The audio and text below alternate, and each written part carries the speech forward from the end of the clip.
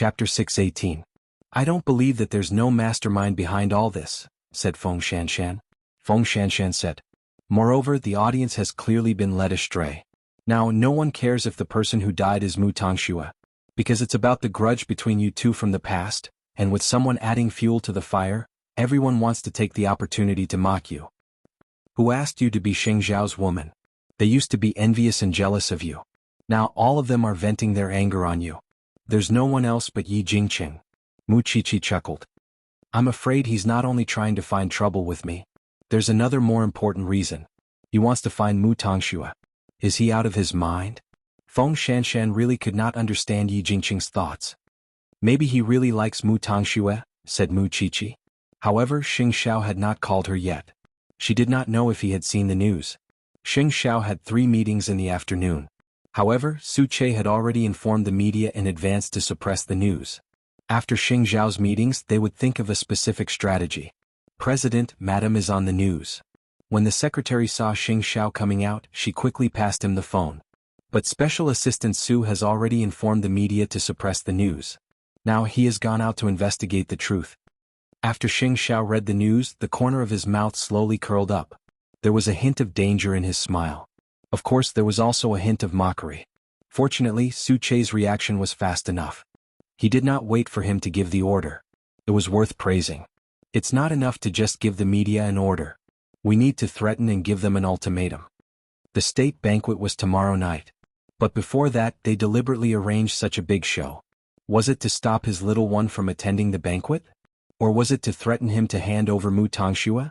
Thinking of this, Xing Xiao immediately called Mu Qiqi. Where are you? In the police station, answered Mu Qiqi. Have you seen the news? The body is not Mu Tongxue, right? You know? Mu Qiqi exclaimed.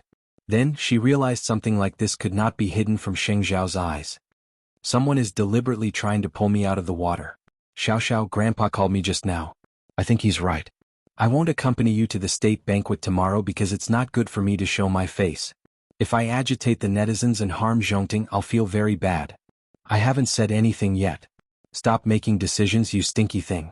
I'll handle this, Xing Xiao said to Mu Qiqi. If you're involved, then it's very likely that you've been included in the scheme as well. Plotting against me? Xing Xiao's tone was full of mockery. It seems that someone is tired of living. Even if Yi Jingqing did it, he did it very discreetly. It would not be easy to find trouble with him. However, his move was vicious enough. Now that Zhongting was paying attention to a positive image, such a scandal was created because of Mu Qiqi. Should Xing Xiao help her or not? Whatever the image, Xing Xiao's decision to bring Mu Qiqi along had never changed and would never change. Even when secretary he called him and advised him to be careful, he did not change his mind about bringing Mu Qiqi along. Brother, think about it carefully. If you really want to bring sister-in-law to the state banquet, then you have to solve her scandal within a day. Otherwise, if she goes to the state banquet, won't it be a slap to everyone's face? You have to know that such an occasion is not an ordinary banquet. I know. Don't worry. Under the pressure of Zhongting, it should not be difficult to make it disappear from the hot search list. The problem was how to deal with the mastermind behind this, Yi Jingqing. That afternoon, the DNA comparison report was out. The victim was indeed not Mu Tongxue, but the matter was already out of control. This Yi Jingqing is really disgusting. Knowing that Mu Qiqi was in trouble, Feng Shanshan did not even break the wall and went straight to the police station. At this time, Tang Yen said coldly, "You need evidence to speak and do things." Feng Shanshan ignored him and asked Mu Qiqi, "Anyway, have you thought of a solution?" I guess Yi Jingqing must have a bold plan in mind when he made such an arrangement. He thinks that by doing this, the public will misunderstand that the victim is Mu Tongxue. Then we will hand over the real Mu Tongxue to clear the misunderstanding. He always thought that Mu Tongxue is in my hands. Mu Qiqi thought of this possibility. But if he really thinks so, he will lose.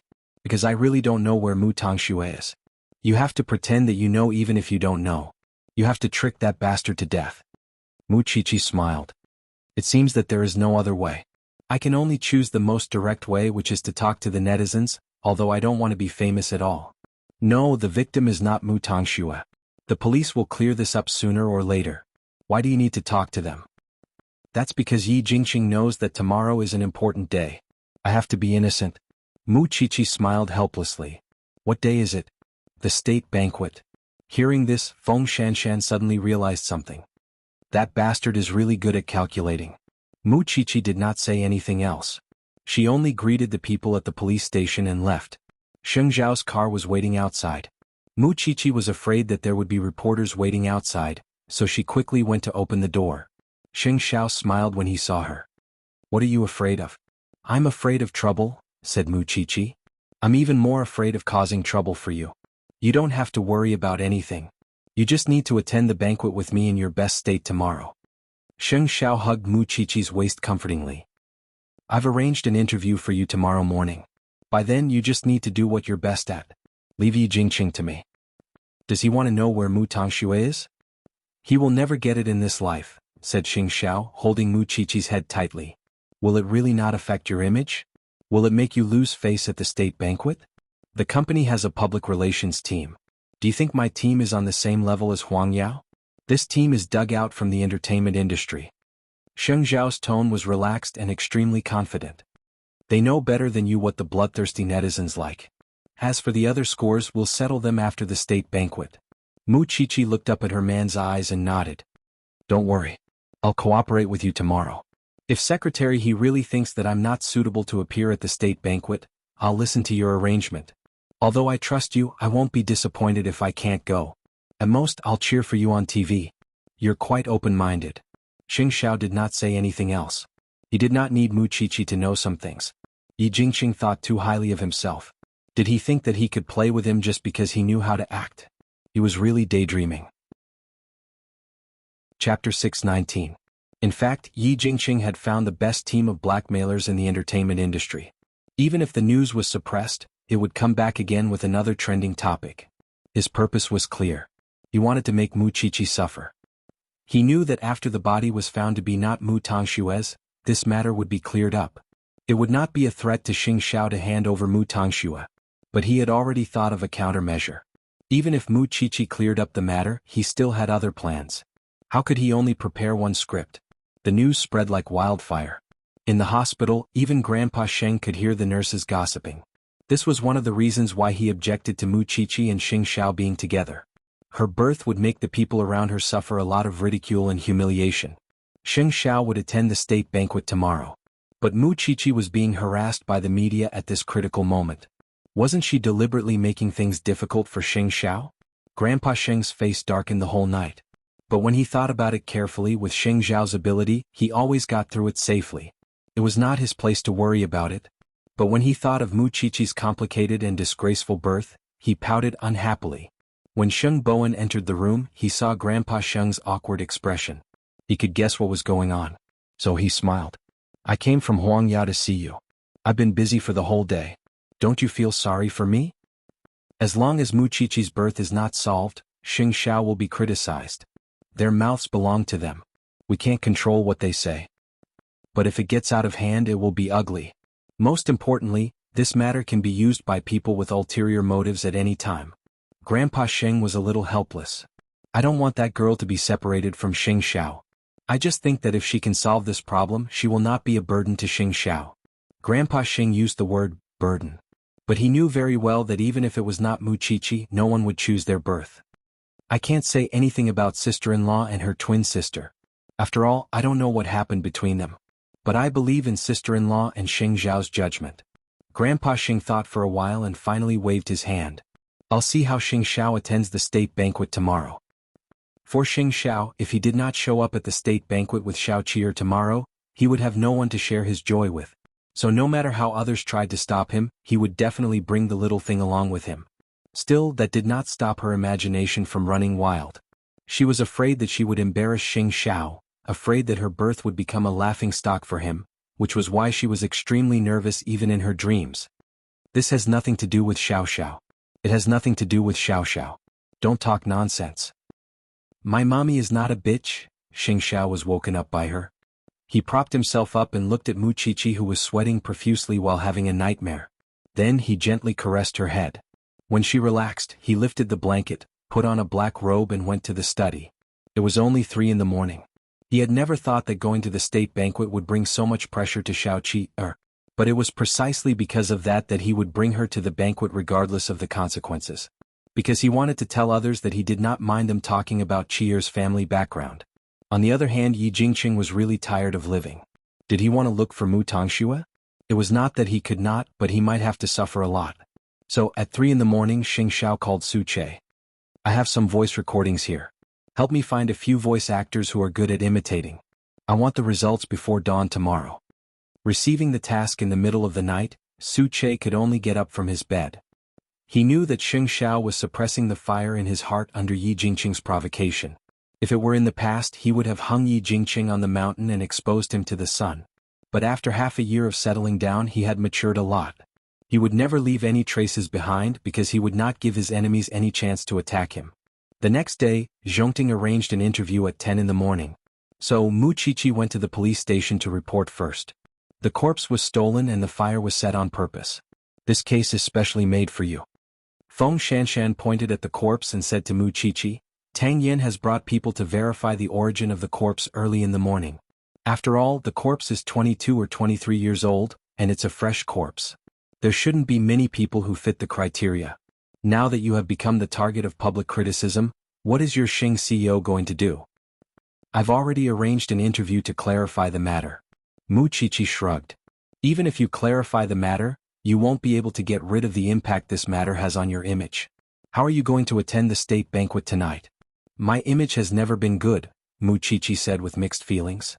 My birth, the grudge between Mu Tongxue and me, these are unchangeable facts, especially the fact that Mu Tongxue and I have two different fathers.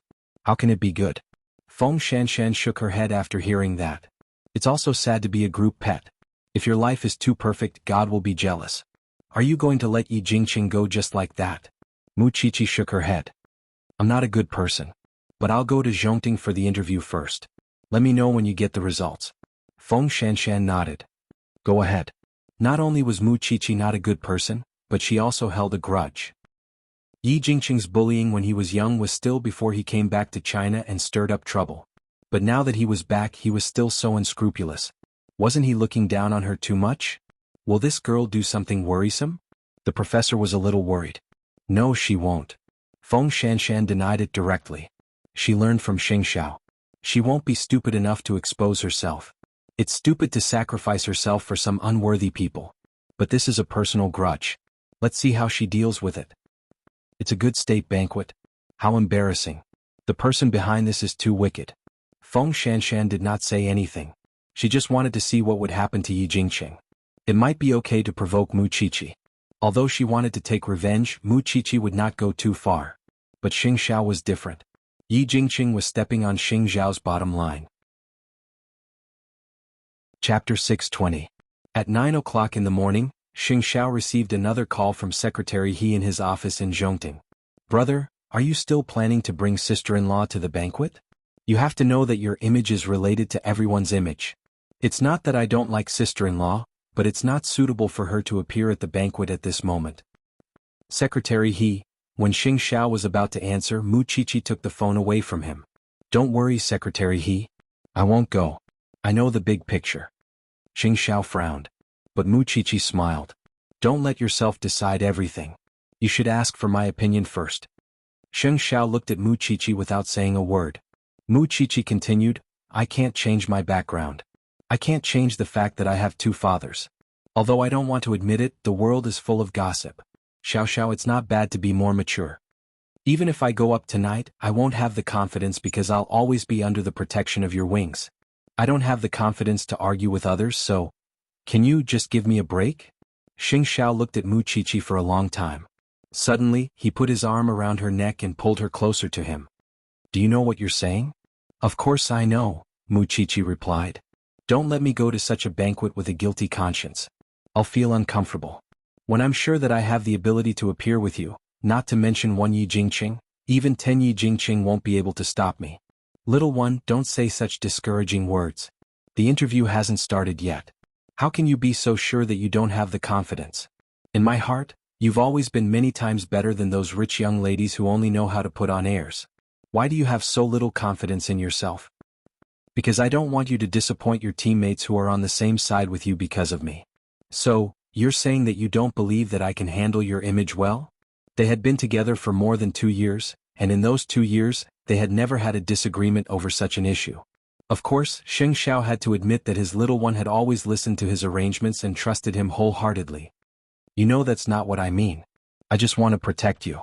We've been together for so long and we even wear wedding rings, but I've never done anything for you. Sheng Xiao said nothing, but he could feel that the little one's wings were getting stronger. He had already begun to have his own ideas, and he was determined to stick to them. President, the interview is about to begin.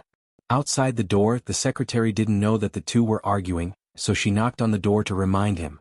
Sheng Xiao withdrew his gaze and answered in a low voice, I understand.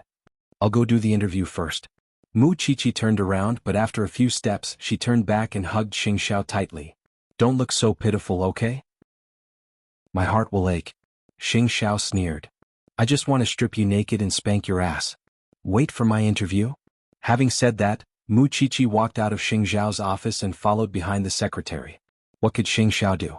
Of course he followed her out. The interview was held in the VIP room of Zhongting, and it was in the form of a live broadcast. There were live broadcast platforms everywhere now so that the information could directly satisfy the psychological needs of the audience. Mu Qiqi simply touched up her makeup and sat down in front of the camera. The person interviewing her was Fong Lan, the columnist of the best news media in the country. She was very easygoing and it was obvious that she was very cultured. Miss Mu, you can start now. Just make an okay gesture. It's a live broadcast today so you don't have to be nervous. Just answer the questions truthfully. Mu Qiqi nodded and made an okay gesture. Fong Lan quickly got into the mood, faced the camera and said her opening remarks. This is Real Person Chronicle. Welcome to our live interview. I'm Fong Lan. Since yesterday there's a person. She's not a media figure, but she's at the top of the hot search list. She's not an entertainment star either, but she's a hot topic. Today we're interviewing the person involved in this matter, Miss Mu Qiqi. Mu Qiqi looked at the camera and greeted the audience. Then, the questions we're going to ask today are relatively sharp. If you encounter any questions that you don't want to answer, you can just say it. Mu Qiqi nodded. First of all, we want to know. Is the body found yesterday morning your sister? No, Mu Qiqi replied immediately. It's confirmed that it's not. I'm sorry, but it's not convenient for me to reveal the details. I understand. After all, it's related to the case.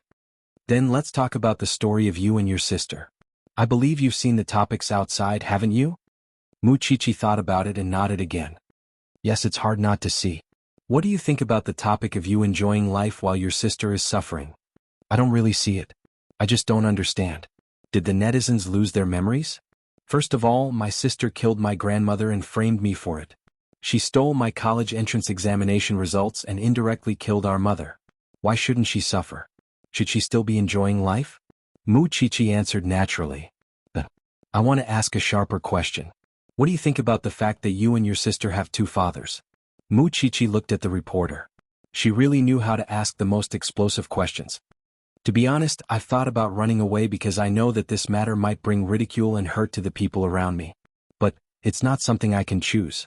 What can I think about it? In this world, the last thing a person can choose is their family background. I've told myself that I have a good family, a husband who loves me and friends who support me. My life is very complete, so I don't need to care about these malicious mockery. However, when it's set out in the open, I can't just ignore it. But what did I do wrong? Are you afraid? Fong Lan asked again seriously. Afraid? Mu Qiqi was stunned for a few seconds. Then she said, the body is not my sister's, but the news has spread to every household. It's as if I've become a murderer overnight. Are you asking me if I'm afraid? I'm not afraid. Why should I be afraid? If I'm afraid, won't the person who wants to destroy me get what he wants?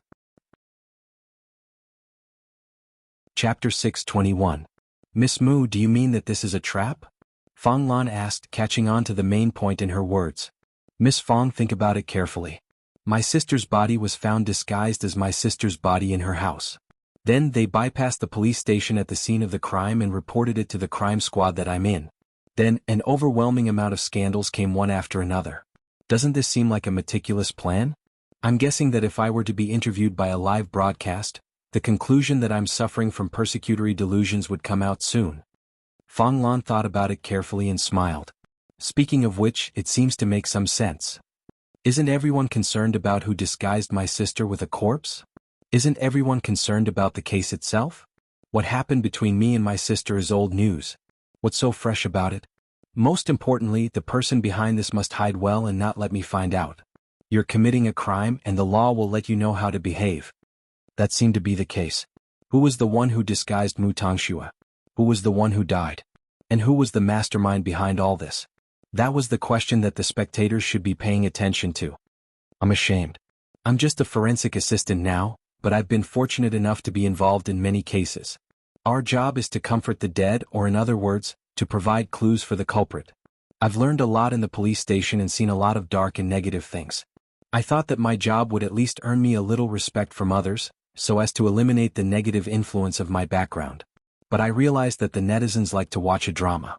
It has nothing to do with a person's identity or profession, and they don't care what you've done behind the scenes. Are you disappointed? Fong Lan asked in return. A little. I still hope that there's more sunlight out there. Then do you regret choosing to be a forensic doctor? In the last case, an old couple in their 60s lost their only son. What's important is that their child was a hard-working young man who lost his precious life because of a very daily conflict. When we saw the old couple, it was very sad. At that time, it was the only thing we could do for them when we thought of our own identities and gave them an explanation. I don't regret my choice, but I also hope that the outside world won't deny me because of something I can't choose. That would make me very sad. Fong Lan was very sure that Mu Qiqi's words were meant to divert the audience's attention. In fact, the effect was not bad, because the questions she threw out were very interesting. Her last sentence was obviously putting the conscience of the netizens who were watching the show on the grill. He even attacked someone who was trying his best to seek justice for the dead. Did he even have a heart?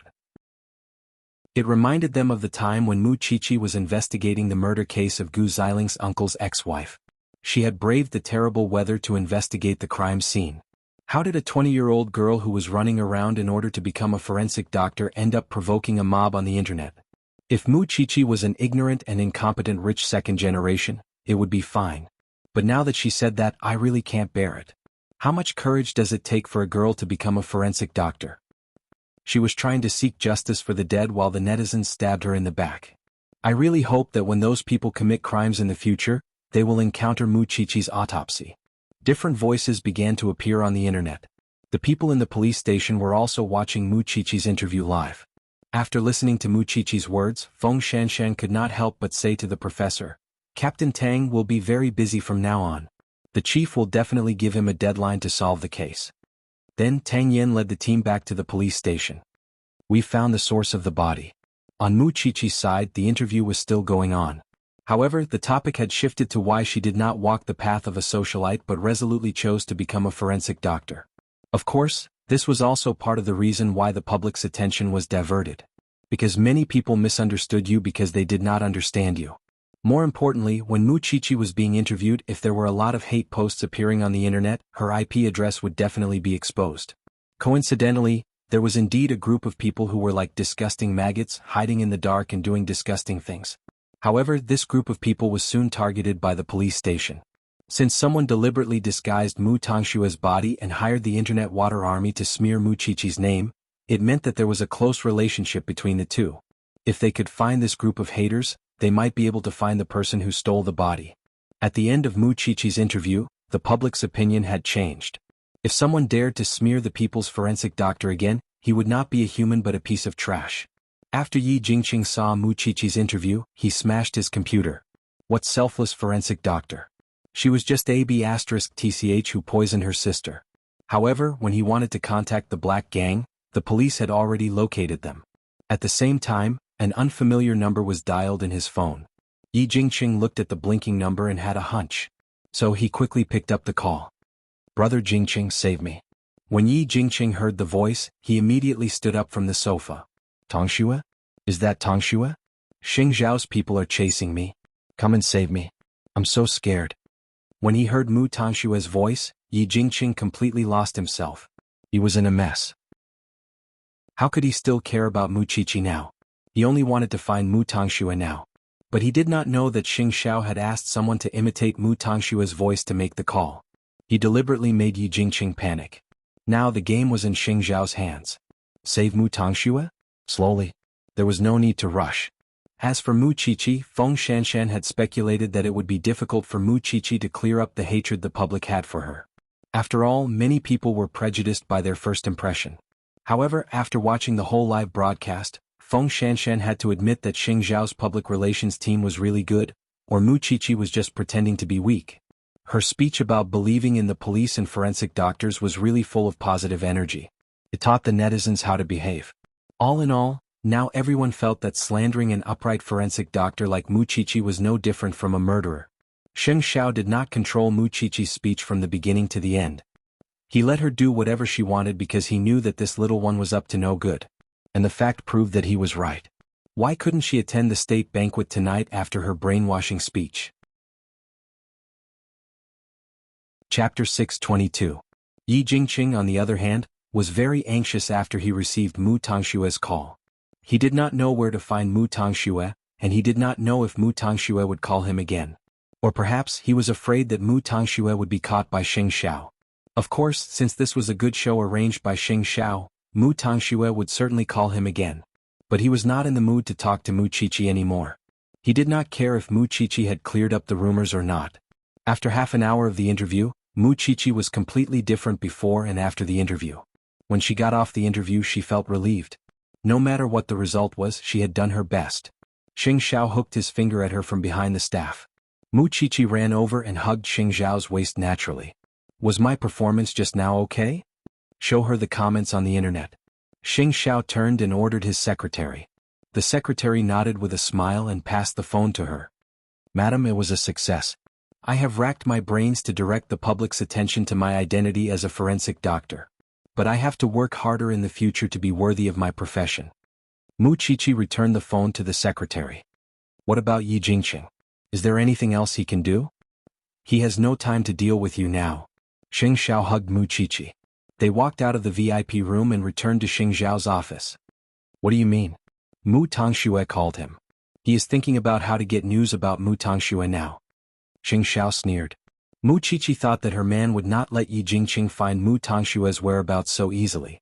There must be something fishy about it. Aren't you curious? Did Mu Tongxue really appear? She must be fake. Mu Qiqi patted her chest confidently. I know my man very well.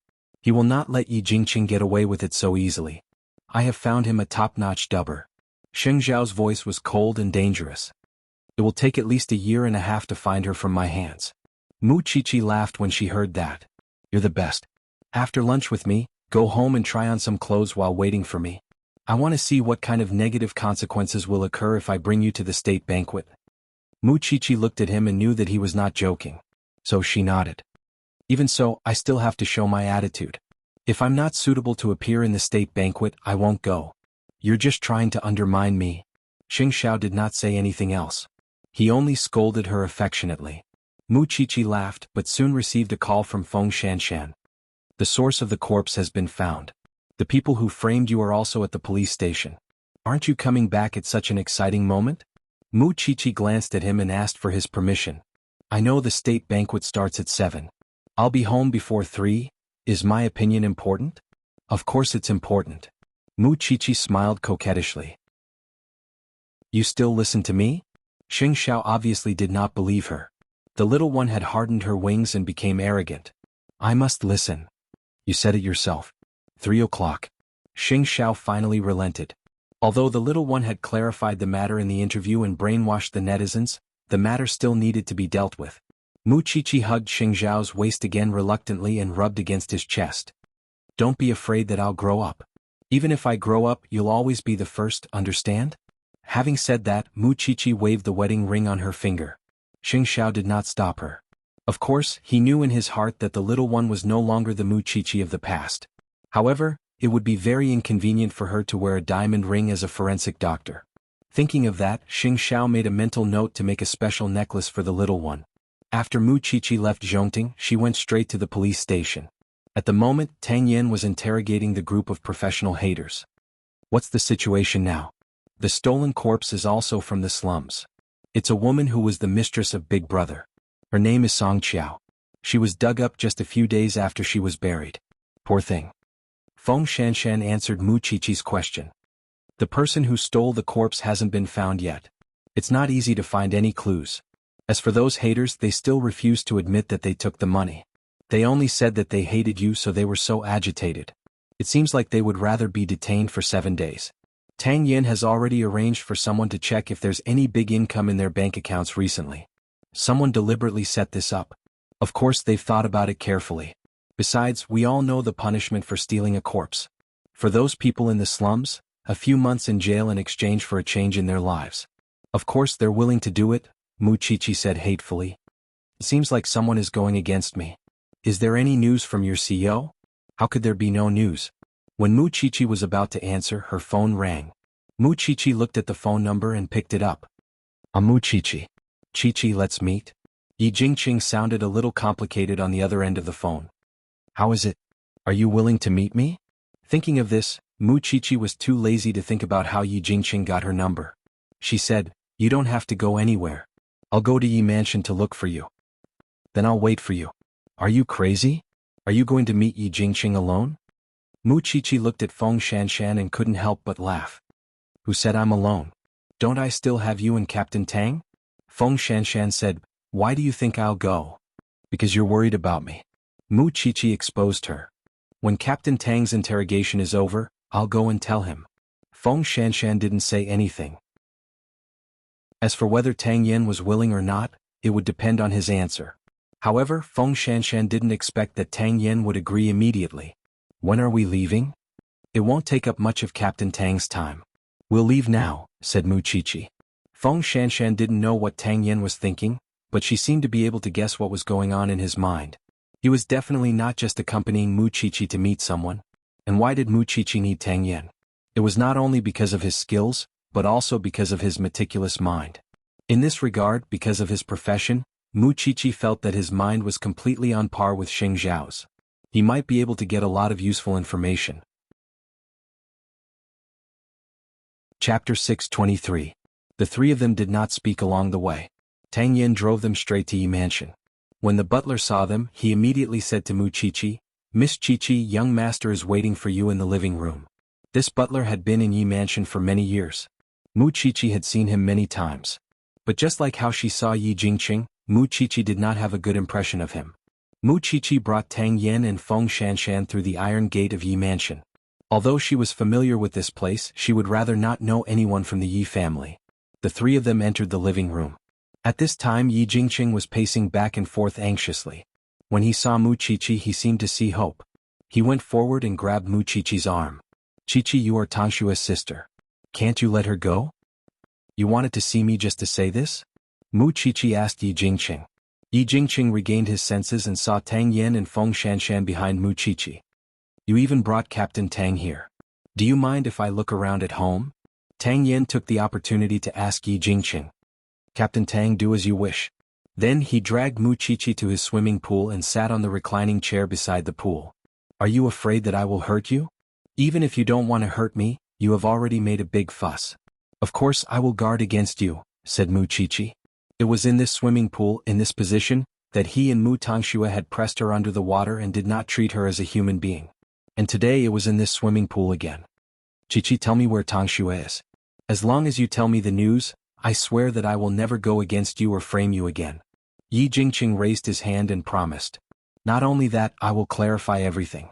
As long as you tell me where Tangxue is. Do you think I need your clarification? Mu Chichi curled her lips coldly and said, you should keep your scheme for yourself. Anyway, I will find evidence one day. Chichi, why are you so stubborn? Yi Jingqing was anxious. Look, you are Tangshua's sister. How can you control your sister's freedom forever? Don't you think so? Do you still remember this swimming pool? Mu Chichi asked Yi Jingqing. I'm talking to you about Tangxue now. Do you still remember when you pressed me into this pool to teach Tangxue to swim? Mu Chichi pointed at the swimming pool and asked Yi Jingqing, I'm telling you about Mu Tangxue too. Yi Jingqing looked at the pond and then at Mu Chichi. He couldn't control his emotions. Tell me where Tangxue is first. Why should I tell you? Who do you think you are? Mu Chichi shouted, let me tell you, Yi Jingqing. We will settle old scores and new scores. Why are you so vicious that you have to hide your sister? Mu asked. Tangshin to Tang Tangxue not. Shao not. Mu Tangxue. Not. Yi Jingqing quickly stood up, but Mu Chichi pushed him into the pool. Then Mu Chichi squatted beside the pool and said, "You want to know where Mu Tangxue is? In your next life. You can hurt me all you want. But Yi Jingqing, let me tell you. The more you do this, the more I won't let you see Mu Tangxue. Kill me if you dare. Of course you will never see Mu Tangxue again. I'll take this as revenge for you pressing me into the water when we were young. However, I still remember how you hired people to slander me. I'll let you taste the price you have to pay for hurting me. Since you know I'm vicious, don't provoke me to do something more vicious. Otherwise, Mu Tangxue will suffer 100 times more for me. Do you think you can still do whatever you want to me like before?" Mu Chichi looked at Yi Jingqing in the water. Her eyes were sharp and firm. The person in front of her was no longer the little girl who was always bullied. "Try touching a single hair of mine again." Yi Jingqing was shivering in the water. But somehow he forgot how to speak under Mu Chichi's threat. Then the butler came to the pool and said to Yi Jingqing, "Young master, I'll pull you up. You wanted to see me, so I'm here. If there's nothing else, I'm leaving. After all, I have to attend the state banquet tonight. This is a height that your little lover, Mu Tangxue, can never reach in her life." Yi Jingqing walked toward the pool slowly. Then, with the butler's help, he returned to the shore. "Young master, I'll get you a towel. Mu Chichi, if Tangxue is hurt, you will never live a peaceful day in this life." "That depends on your ability," Mu Chichi said meaningfully and turned around. Tang Yin and Feng Shanshan were behind her. "Are you done talking?" "Yes," Mu Chichi answered as she walked. "It's almost 3 o'clock. I have to go home to prepare for the state banquet tonight. After all, I can't disappoint them. Oh, Captain Tang, I suddenly remembered something. When I came to Yi Mansion when I was young, I saw an interesting scene. But let's talk about it when we get back to the police station." "What are you keeping us in suspense again?" Feng Shanshan asked her softly. "When I was young, I accidentally overheard Papa Mu and Uncle Ye's conversation. I think Yi Holdings might be involved in tax evasion. Are you making it up to take revenge on Yi Jingqing?" "I just remembered it. Let's report it and see if we can find anything." Mu Chichi sounded very serious. "Moreover, I seriously suspect that Yi Jingqing is crazy. He's really stubborn about your sister. He's completely unreasonable." Feng Shanshan sighed. "If you really offend such a person, you'll be in big trouble. You can't get rid of him even if you want to." "Then I won't get rid of him," said Mu Chichi. "I want him to know that even if he tries to stop me, I'll live 100 times better than Mu Tangxue." "What if he threatens your safety?" Mu Chichi suddenly remembered what Yi Jingqing said. Mu Tangxue was so kind. Kind? Now, I really hope that I can find Mu Tangxue and destroy Yi Jingqing's fantasy. What Yi Jingqing liked was Mu Tangshue's innocent look. In his heart, she was like a porcelain doll that would break with a touch. So, he tried his best to protect Mu Tangxue. He thought that Mu Chichi was vicious and threatened Mu Tangshue's safety. However, he was completely wrong. Yi Jingqing couldn't forget their childhood together. But he had never lived with Mu Tangxue. Mu Chichi was sure that if Yi Jingqing got what he wanted, he would know how blind he was in the past. Chapter 624. Yi Jingqing changed his clothes and walked out of the bedroom. Then he received a call from Mu Tangxue. "Jingqing, can you come and save me? I'm trapped in the mountains. I don't dare to run around now. Jingqing, come and save me." "Tangxue, I'll call the police now. Tell me where you are. Tell me now." The signal on Mu Tangshue's side was intermittent, but she insisted on telling him an address. Although Yi Jingqing had never heard of that place, he quickly took his coat and went out when he knew that Mu Tangxue was trapped there. He wanted to call the police. If Xing Zhao's men were really looking for Mu Tangxue, he must bring the police there as soon as possible.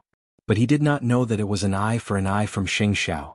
Since he wanted to use someone who was not from Jianchuan to deal with Xiao Qi, Xing Zhao would certainly play along with him. Let's look for her in the mountains. It was going to be a stormy night anyway. At 3 o'clock in the afternoon, Mu Chichi arrived home on time. By then, the dress she had chosen had already been fitted according to her measurements. Mu Chichi washed away her tiredness and stood in front of the dressing mirror to try on the dress. It was a strapless A-line high-waisted dress. The combination of beige and dark green made her look like a noble lady from medieval France. Especially when it was worn by Mu Chichi, it accentuated her good complexion and liveliness. "All right, madam. Chief Sheng will come and pick you up at 6 o'clock. The stylist had even styled her hair into a bun. Her hair was loose and fluffy, making her look even more lively. Thank you for your hard work." Mu Chichi almost fell asleep. It had been a long time since she attended a formal event with Xing Zhao, except when she accompanied him to the cocktail party. So, Mu Chichi was a little nervous when she attended the state banquet this time. After all, the people she was going to meet were not businessmen. They were all big shots who often appeared in the news. At the police station, Feng Shanshan had just sent off the group of haters. It was New Year's Eve after all. Everyone wanted to go home to celebrate the new year. Seeing that the sky was getting dark and there were no other cases, Feng Shanshan looked at Tang Yen. She wanted to tell him that they should go home early so that they could spend New Year's Eve around the fireplace. But the bachelor in the police station invited Tang Yen to have a drink together. Captain Tang, now that the body has been returned and properly buried, Mu Chichi is going to the state banquet. Can we also have a good New Year's Eve? After all, a group of bachelors would be lonely when they go home. You guys go ahead. I still have to keep an eye on the safety of the district. Tang Yen refused directly. No way. Captain Tang, how are you going to find a girlfriend like this? You don't even relax during the new year. It seems like you don't want to drink, but want to look after the safety of the district with me? When the group of men heard Tang Yan's threat, they immediately changed into their casual clothes. Then we'll go home. Junior sister Shanshan, do you want to join us? A senior brother deliberately winked at Feng Shanshan. Feng Shanshan crossed her arms and shook her head. I'll pass. I have something to do tonight. Tisk, so boring. They left the police station in a hurry. At this time, Tang Yen looked down at Feng Shanshan and asked, "What's the matter? Can't I have something to do?" Feng Shanshan snorted coldly. "I thought you would spend the new year with me. If there's no report, we'll go home." "Who wants to go home with you?" Feng Shanshan said proudly. But in fact, both of them knew that they were alone. How could anything happen to them? Feng Shanshan's only friend now was Mu Chichi. If Mu Chichi went to the state banquet, who else could she look for? Tang Yen knew that Feng Shanshan did not mean what she said, so he did not say much.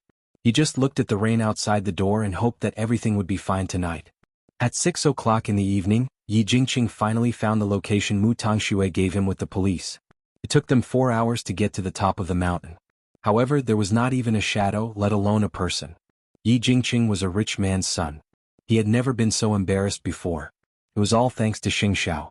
Yi Jingqing couldn't find her, so he called Mu Tongxue. He saved the number, but the voice message told him that the number was turned off. In other words, he couldn't provide any more information to the police about the search. The police prepared to go down the mountain. After all, there was no sign of anyone on the mountain. They could not continue wasting time here. Yi Jingqing's report was just a one-sided story. You can't go. We haven't found the person yet. Chairman Yi, please don't waste our police resources. No one has ever come up here before. Even a man can't survive up there, let alone a woman. There are wild and ferocious beasts in there. It's the new year, please don't mess with us. Believe me, Yi, I'm really sorry. We have to go down the mountain. The rain is so heavy. I have to think about everyone's safety, said the leading police officer. Yi Jingqing's face darkened. Yi Jingqing's face darkened. He did not believe that there was no one up there. But, where was Mu Tongxue? She had sent him the address and said that she was here. She would not lie to him. Could she have been taken away by Xing Xiao? Thinking of this possibility, Yi Jingqing immediately called Xing Xiao. But Xing Xiao's phone was switched off. After all, Xing Xiao had already left Banyan Courtyard with Mu Chichi and was about to reach the venue of the state banquet. The people attending the state banquet were all big shots. Mu Chichi was very nervous. After all, she was scolded badly yesterday. Wouldn't she be laughed at if she attended such a grand banquet today? Xing Xiao might have noticed her nervousness, so he held her little fist and said, I thought you were not afraid of anything. It turns out that you have something to worry about. I'm afraid that I will embarrass you, said Mu Chichi. Xing Xiao pinched her palm and looked at the ring between her fingers. He smiled. You just need to stay by my side. Leave the rest to me. Mu Chichi took a deep breath and tried hard to calm herself down. When they arrived at the entrance of the state banquet hall, she finally knew how big the event was. The guests walked up the red carpet one after another. Xing Xiao helped Mu Chichi down from the black Rolls-Royce. Because of the handsome man and beautiful woman, they received a lot of attention. However, the big ring between their fingers announced to the world that they had completed the big thing in their lives.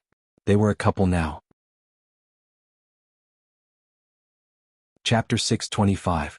But just as they took out their invitations and were about to enter the banquet hall, Secretary He stopped Xing Xiao in the corridor. Excuse me. Xing Xiao did not let go of Mu Chichi's hand. although he could guess Secretary He's intention. I didn't expect that you would really bring little sister-in-law here, Secretary He. You know that I only have one little thing. I keep holding her in my palm and doting on her. I don't have any other request, I just want to keep her by my side. Xing Xiao looked at Secretary He seriously. I can compromise on other things, but I want to be stubborn to the end when it comes to Secretary He looked at Xing Xiao and then at Mu Qiqi. In the end he nodded his head. Alright, I've also seen little sister-in-law's interview. It's not that I have anything against her or anything else. You have to know that your marriage has not been recognized and protected by the country's laws. Little sister-in-law's identity must be awkward at such an event. Moreover, your looks would decide it. There would be many ladies who would send you signals of interest, and I'm afraid little sister-in-law would be hurt if she's here. Don't worry. I'll keep an eye on her. Secretary He could not do anything about Xing Xiao, and could only do his best to help him. After all, they had known each other for half a year, and he knew what Xing Xiao valued the most. Mu Qiqi held Xing Xiao's arm without a word. She knew that what Secretary He said was the truth, and it was hard to avoid it.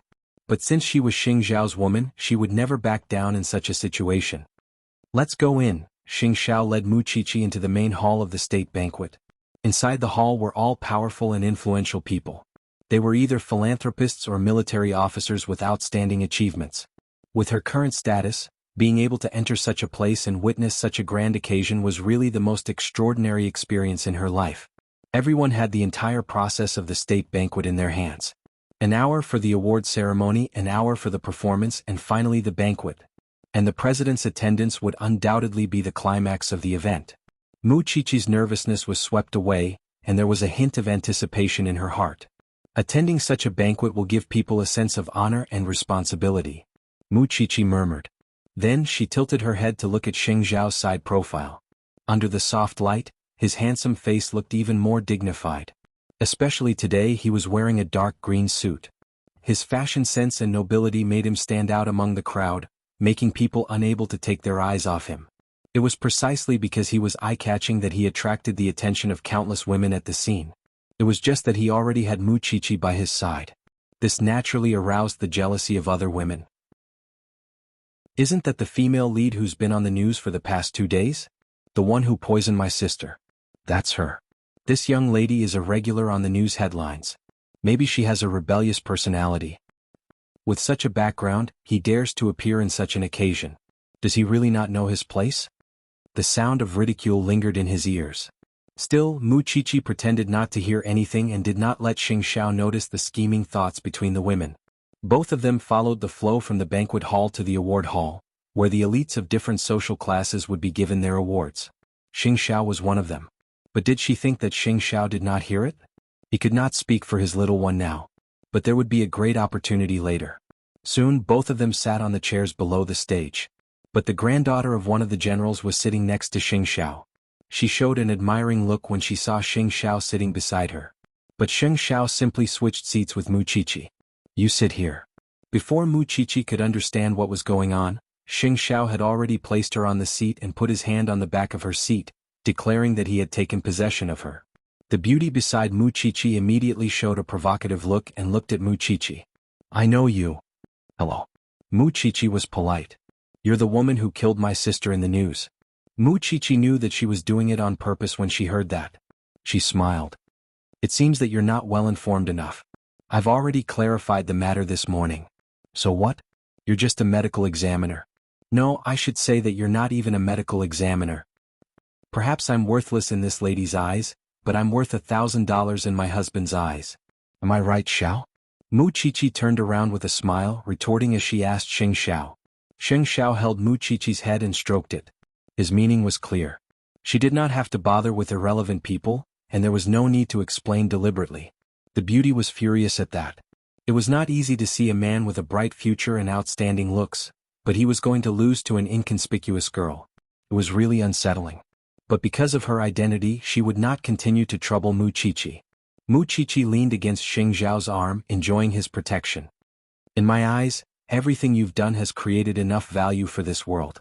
Not everyone can be compared to you. Mu Qiqi could not help but smile at that. I also firmly believe that everything I do is not inferior to others. Silly thing. The girl beside Mu Chichi showed a look of extreme disdain as she listened to their conversation. Mu Chichi was a country bumpkin. Why do you have to be so sacred? I've already had dinner with the president many times. Isn't it because of your father or grandfather? Mu Chichi asked in return. The girl was left speechless. Then what have you done that's valuable? I can learn from you. Although Mu Chichi did not like such occasions, she would get used to it. After all, she did not think that she was shameful, nor did she think that she was inferior. Sheng Xiao reminded Mu Chichi when he saw that the girl was speechless. Be careful. Don't bully a weakling. I'm going to the washroom. Mu Chichi nodded. When she saw Sheng Xiao getting up, she gave the girl on her right a look of thanks. Isn't it just a money grubber? What's so great about that? After hearing that, Mu Chichi did not plan to reply.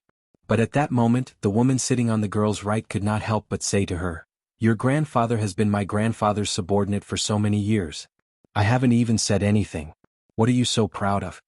The girl blushed. Sister Ling, I didn't see you sitting beside me. It's clearly an admirable thing for a little girl to be a forensic doctor. Why is it so vulgar when it comes from your mouth? Are you still so narrow-minded after so many years? Sit behind me. I get annoyed when I see you. Chapter 626. Then the girl went to the back seat. It was then that the woman who helped Mu Chichi just now responded with a smile and sat beside her. Logically speaking, your grandfather is the chief of the military and your uncle is the mayor of Jianchuan. Your background is no less than that thing just now. Why don't you come out and help yourself? It's not like I'm being troubled. Mu Chichi replied. I'm just not used to this kind of occasion. After all, everyone here is either rich or noble. I don't want to cause trouble for my family. My name is Li Ai. I'm a few years older than you. You can call me Sister Ai. Hello, Sister Ai. The one who troubled you just now is the daughter of the Qin family. Her name is Qin Xiao. You should pay more attention to her. She's the only daughter among the 10 or so boys in the family. That's why she's so spoiled. Mu Chichi nodded gratefully. However, she did not look at Qin Xiao. To her, as long as it was someone she met tonight, she would not have much interaction with in the future. Therefore, she did not have to deliberately remember them. After a while, Sheng Xiao returned to Mu Chichi's side. He frowned when he saw that the woman had moved to the back seat. But he still sat down quietly. What happened? Nothing. Mu Chichi tilted her head. The award ceremony is about to begin. On the stage not far away, the well-known MC spoke wittily, making the atmosphere relaxed and cheerful. Soon, the award ceremony began. The top 10 influential people of the year, the top 10 outstanding contributors, and the top 10 outstanding youths. It was a national honor. Mu Chichi watched with her own eyes as the outstanding people took the stage. She finally understood what it was like to have a family and a country in their hearts. Finally, the top 10 outstanding youths were awarded. Sheng Xiao's name was ranked last because there were the most descriptions about him. Zhongting was born in just a year. But this outstanding talent is invincible in the business world. He transitioned from the diamond and jewelry industry to the military industry. What you don't know is that last year, Zhongting developed as many as 65 new technologies related to military supplies. Among them, 60 have passed the national certification and will be widely used in the military in the future. Not only that, this 28-year-old CEO has also dabbled in the development of many novel fields. He has even begun to research new weapons and has achieved preliminary results. We have reason to believe that Zhongting's future represents strength and confidence. The confidence of our country in ourselves. Mu Chichi tilted her head to look at Sheng Xiao. She looked at her man. She really did not expect that he had done so many things in just a year that she did not know about. Mesmerized? Sheng Xiao turned to look at Mu Chichi as well. He knew the look in her eyes. It was the same look she had when she was infatuated with him.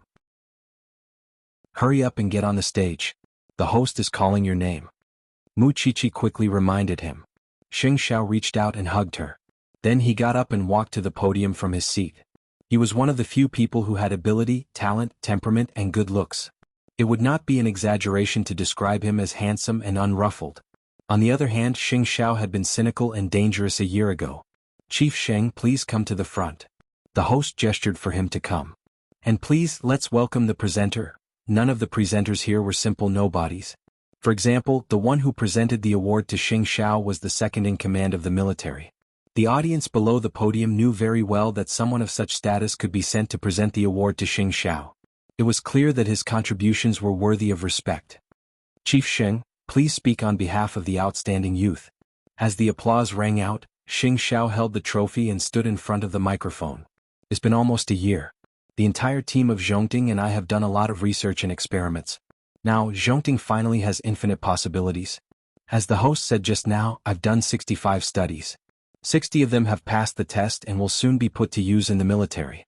But you definitely don't know why I've put so much effort into trying to change the working environment of soldiers. Not only soldiers but people in other industries as well. Halfway through, Xing Xiao suddenly looked at Mu Qiqi and pointed a finger at her. Because of my little wife.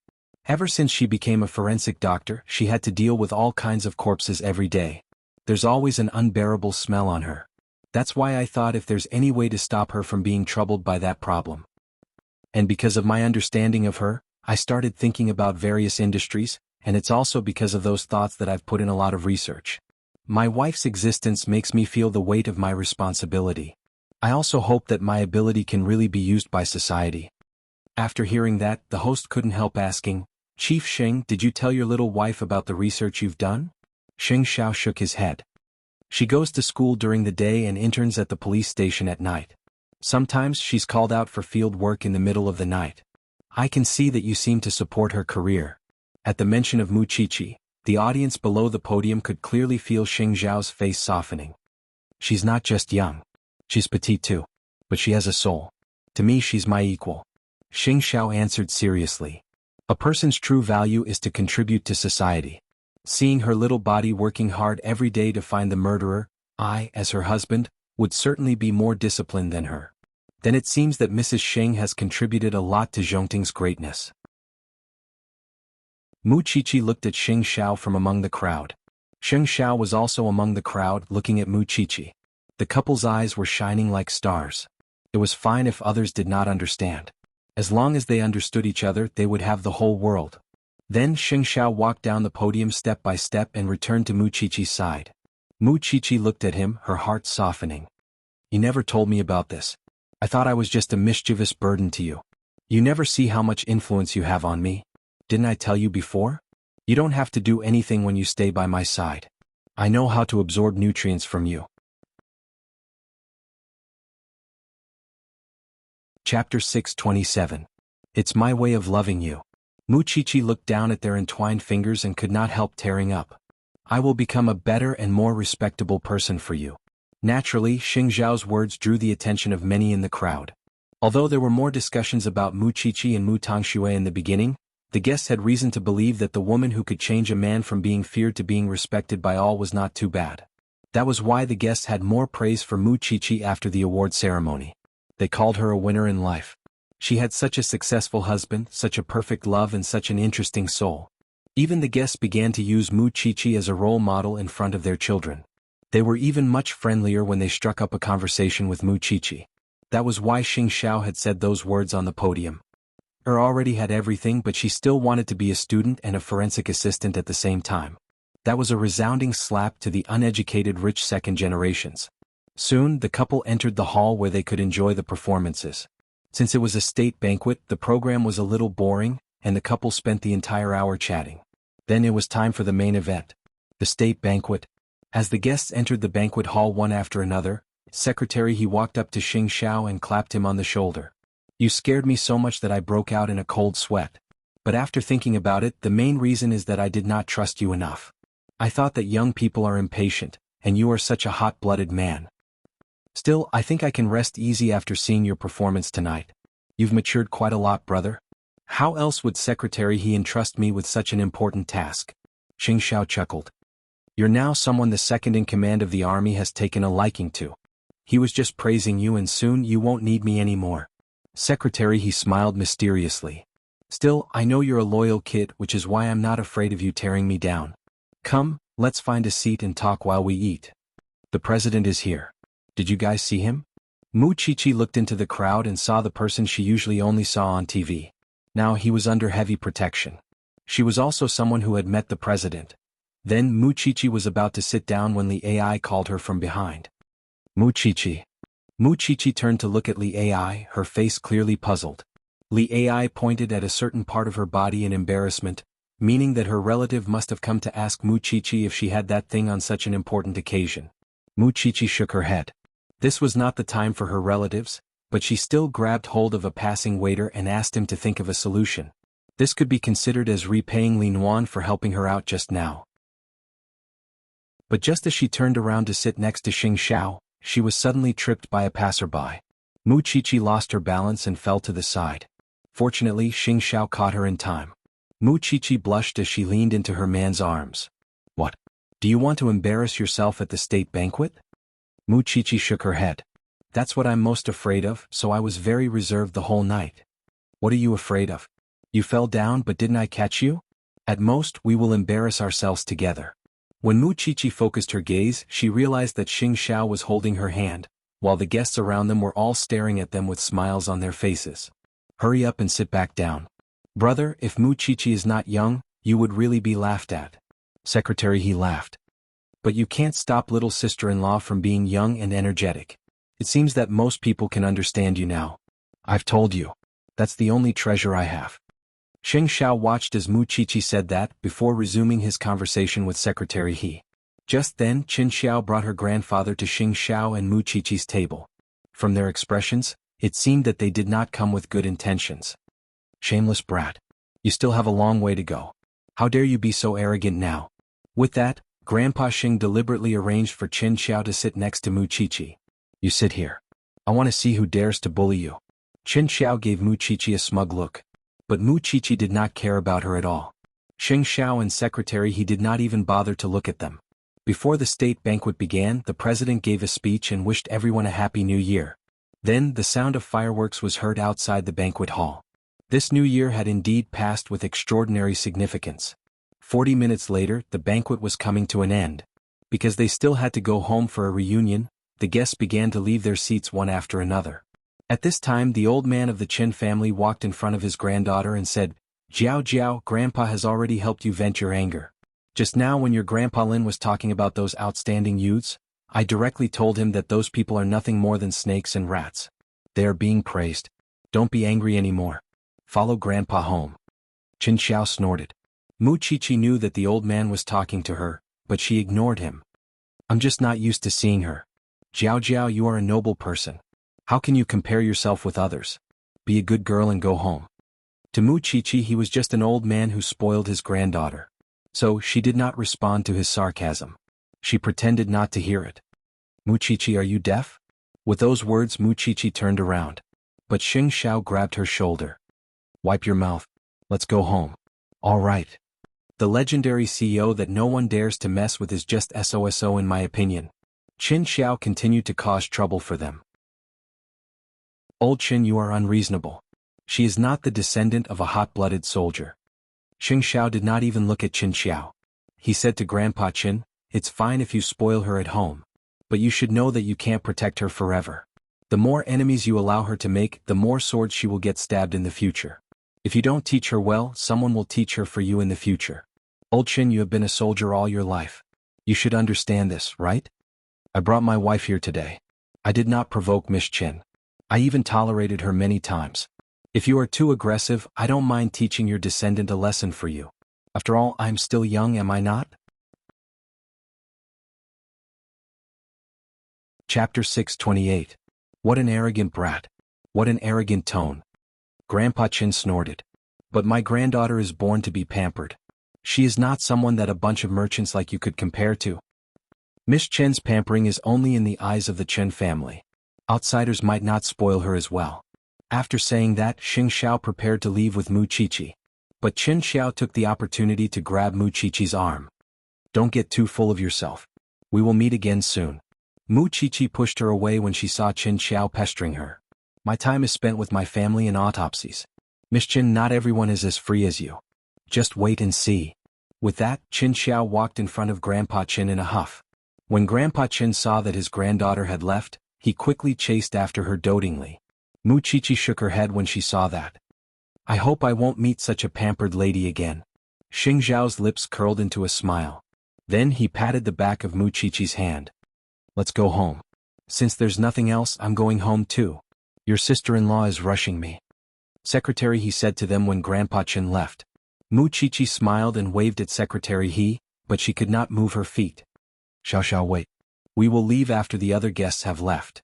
Xing Xiao frowned. What is it? My heels seem to be broken. She almost tripped just now because the heels were too heavy. Xing Xiao crouched down and found that Mu Chichi's silver heels could no longer walk. So, he bent down and carried Mu Chichi horizontally. Put me down? Mu Chichi struggled when she saw that there were people around them. I've already picked you up. You might as well stay put. Xing Xiao ignored her resistance and walked out of the banquet hall with her in his arms. There are so many people watching. You were so shameless before. But now you are so thin-skinned? Mu Chichi lowered her head and buried it in Xing Xiao's arms. Then an attendant draped a black coat over Xing Xiao, and he carried Mu Chichi into his black limousine. In the VIP lounge on the second floor of the state banquet, the president saw the young couple leaving and thought it was a little interesting. He said to the secretary beside him, "This is a pair of loving young people." Yes, but they are not husband and wife yet. Miss Mu is still too young, so they can't register yet. Are you also complaining that the marriage law stipulates that the age is too high? I didn't say anything. The secretary quickly shut up. Although this was what he thought in his heart. When the bell rang for the new year, Xing Xiao and Mu Chichi were on their way home. Mu Chichi lay on Xing Xiao's lap, watching the fireworks bloom in the sky. So beautiful, such an atmosphere is perfect for champagne and kisses. Xing Xiao stared at Mu Chichi's little head, his long right hand resting on her shoulder. Mu Chichi turned her head to look at Xing Xiao. She threw away her shoes, propped herself up and looked at the man. Do you want a kiss? I'll give it to you now. Xing Xiao did not move at first, pretending to be calm. But when Mu Chichi really got close, he directly hooked his arm around the little one's neck, ready to teach her a good lesson in the car. In front, the driver could not see the situation at the back because he was separated. So, the two people in the car were even more unscrupulous. It was the most beautiful fireworks to be watched with the most important person. Amidst the sounds of the fireworks, there were ambiguous moans. On the other side, Tang Yin and a few police officers on duty were on duty until midnight. When Feng Shanshan and the others were tired, they directly lay down in the autopsy room. When Tang Yin went in and saw her, he could not help but hold her in his arms. It was so cold in here. Was he not afraid of catching a cold? Feng Shanshan was a light sleeper. When she felt her body being moved, she opened her sleepy eyes and looked at Tang Yin. Seeing that it was someone she trusted, she closed her eyes again and fell asleep in Tang Yin's arms. There are fireworks outside. Do you want to join us? After that, we'll go home. Feng Shanshan did not move for a long time. Tang Yin thought that she had fallen asleep again. But a minute later, Feng Shanshan tried her best to open her eyes. Let's go. When they reached the courtyard, Feng Shanshan woke up. This was because this thing was something that her parents had touched before their divorce. How many years had it been? In her heart, she had always felt that fireworks were something that only people with a whole family were qualified to set off. So Shanshan hasn't gone back yet? Come and set off fireworks with your senior brothers. Feng Shanshan laughed and ran over. Tang Yin looked at Feng Shanshan from afar. He did not join in, but when he saw Feng Shanshan's smile, he felt a trace of warmth in his heart. Perhaps this winter was not as cold as before, or perhaps it was because he had a lover. Captain Tang, you come too, the people in the team called out.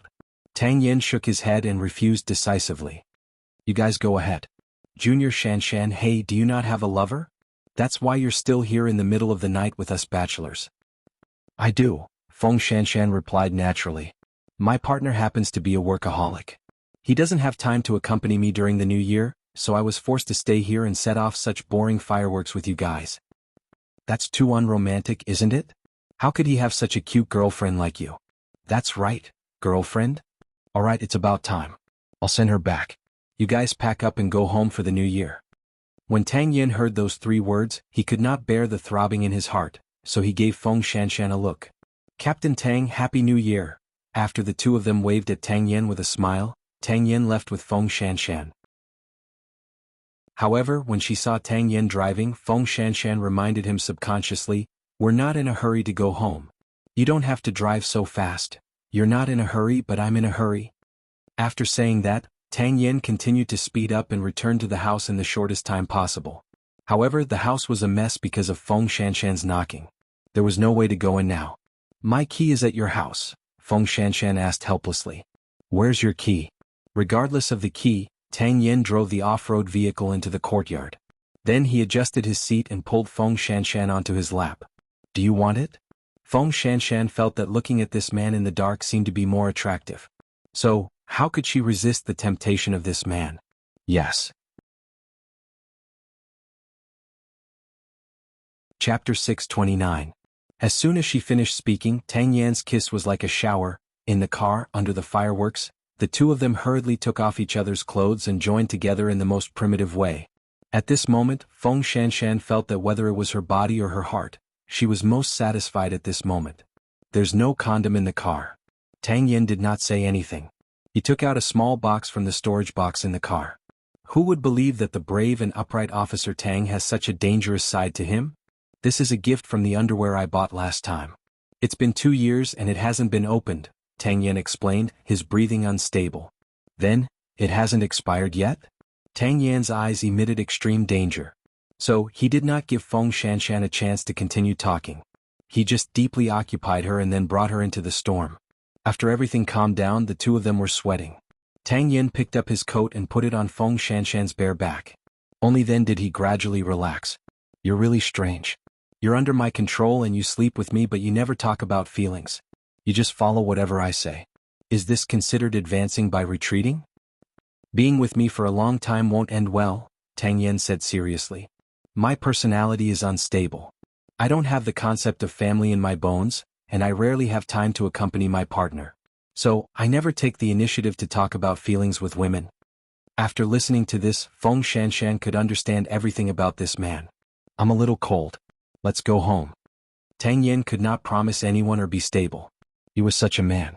He would not change himself for anyone. He was a man of iron bones. But the thing that Feng Shanshan was most attracted to about him, other than his body, was his ego. Because of this, many thoughts suddenly flashed through Feng Shanshan's mind.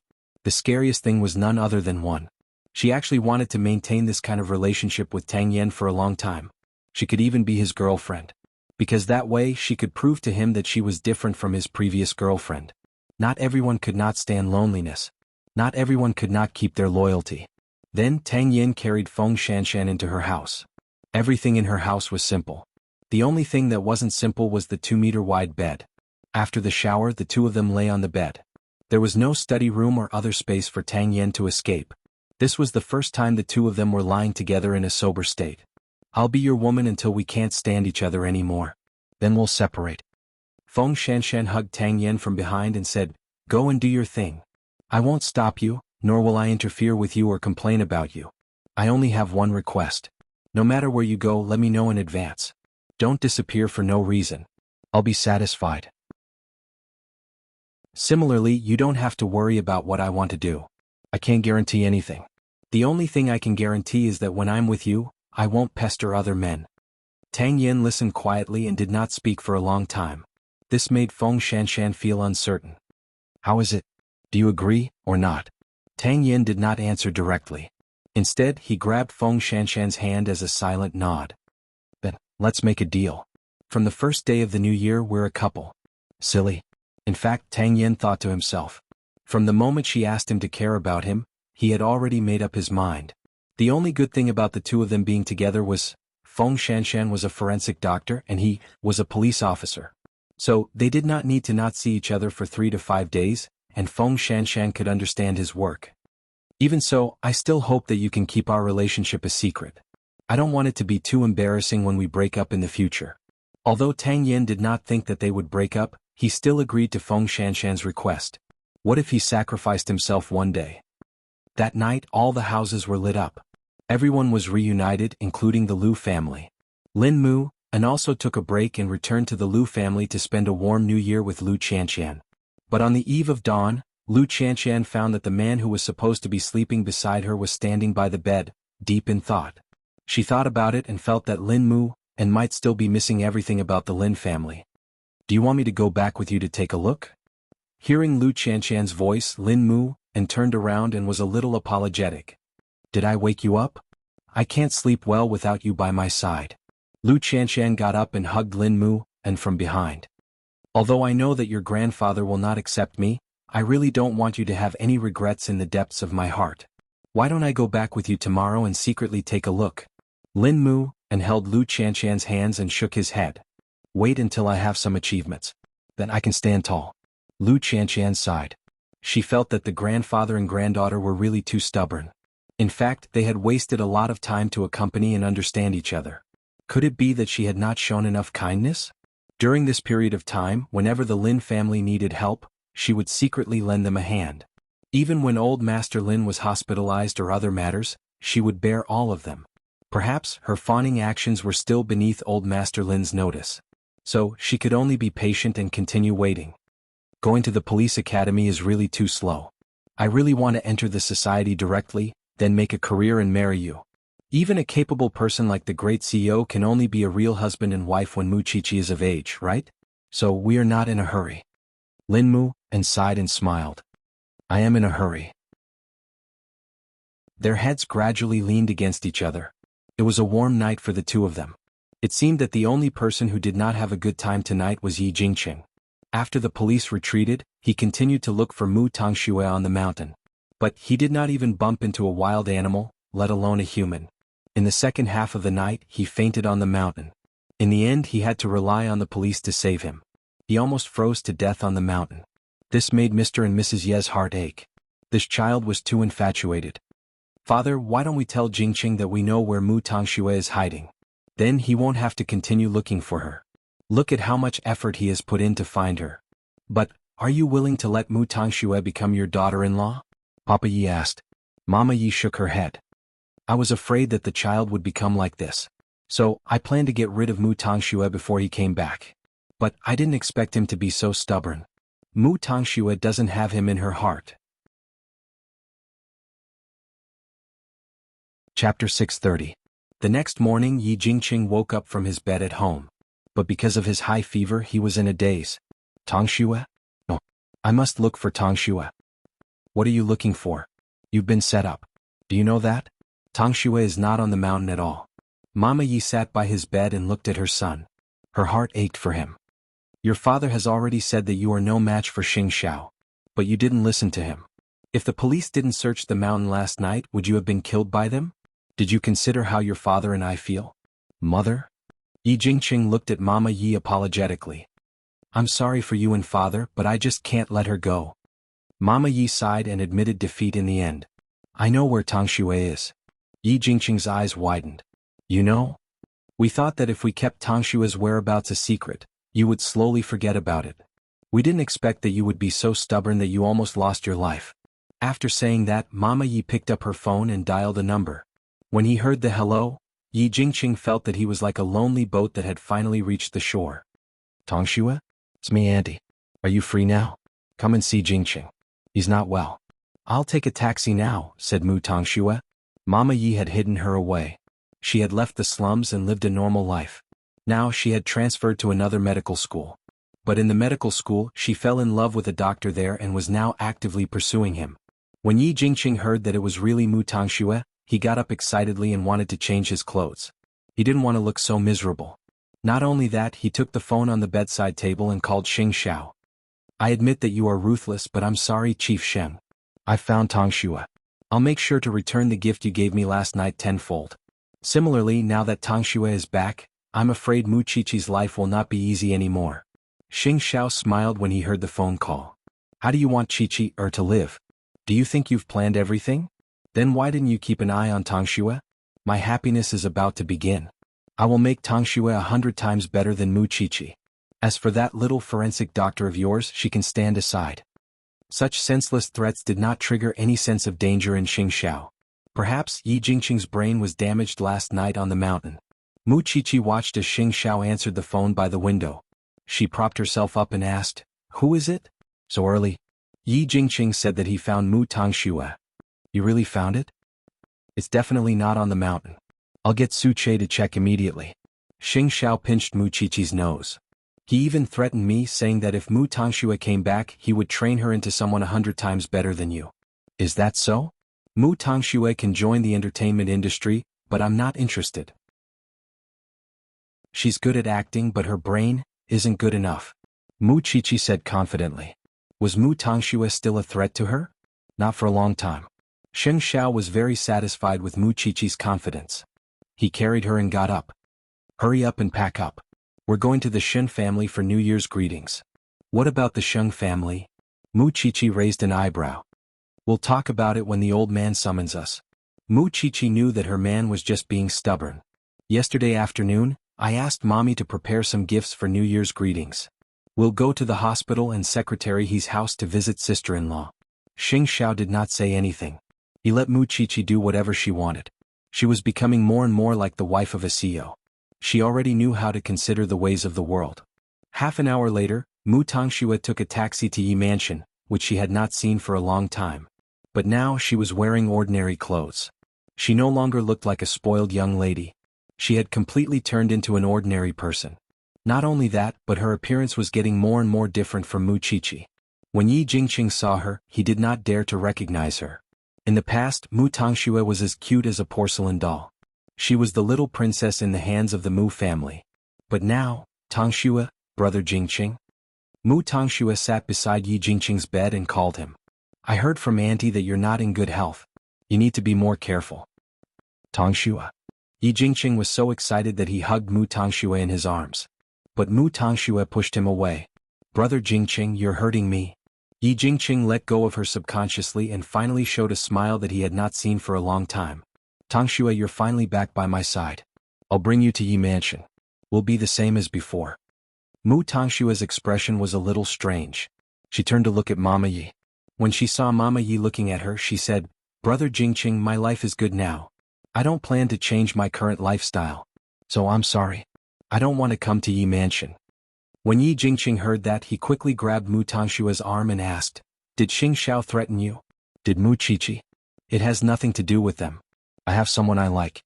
I want to be by his side, Mu Tangxue said bluntly. Besides, I'm working part-time now. My life is not a problem at all. You don't have to worry about me. I'm really not worth it. Nonsense. Why are you not worth it? Yi Jingqing couldn't accept it. He looked at Mama Yi. Mom, did you force Tangxue to say that? Well, this has nothing to do with Auntie. Then Mu Tangxue took out the photo of the doctor. He is my teacher. I really like him and want to be with him. Brother Jingqing, let bygones be bygones.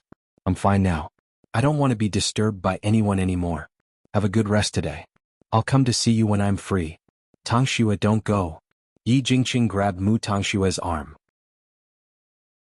I like you so much. How can you abandon me and fall in love with someone else? Brother Jingqing, I've only treated you as a brother since the beginning. I never had that intention. I hope you take care. Having said that, Mu Tangxue turned around and left Yi Mansion without looking back. She left Yi Jingqing's side. Mom, did you arrange it? If you don't believe me, you can find out for yourself, Mama Yi said coldly. Son, I don't have to force Tangxue. Yi Jingqing lay on the bed. At that moment he felt as if he had lost his favorite toy. Chapter 631.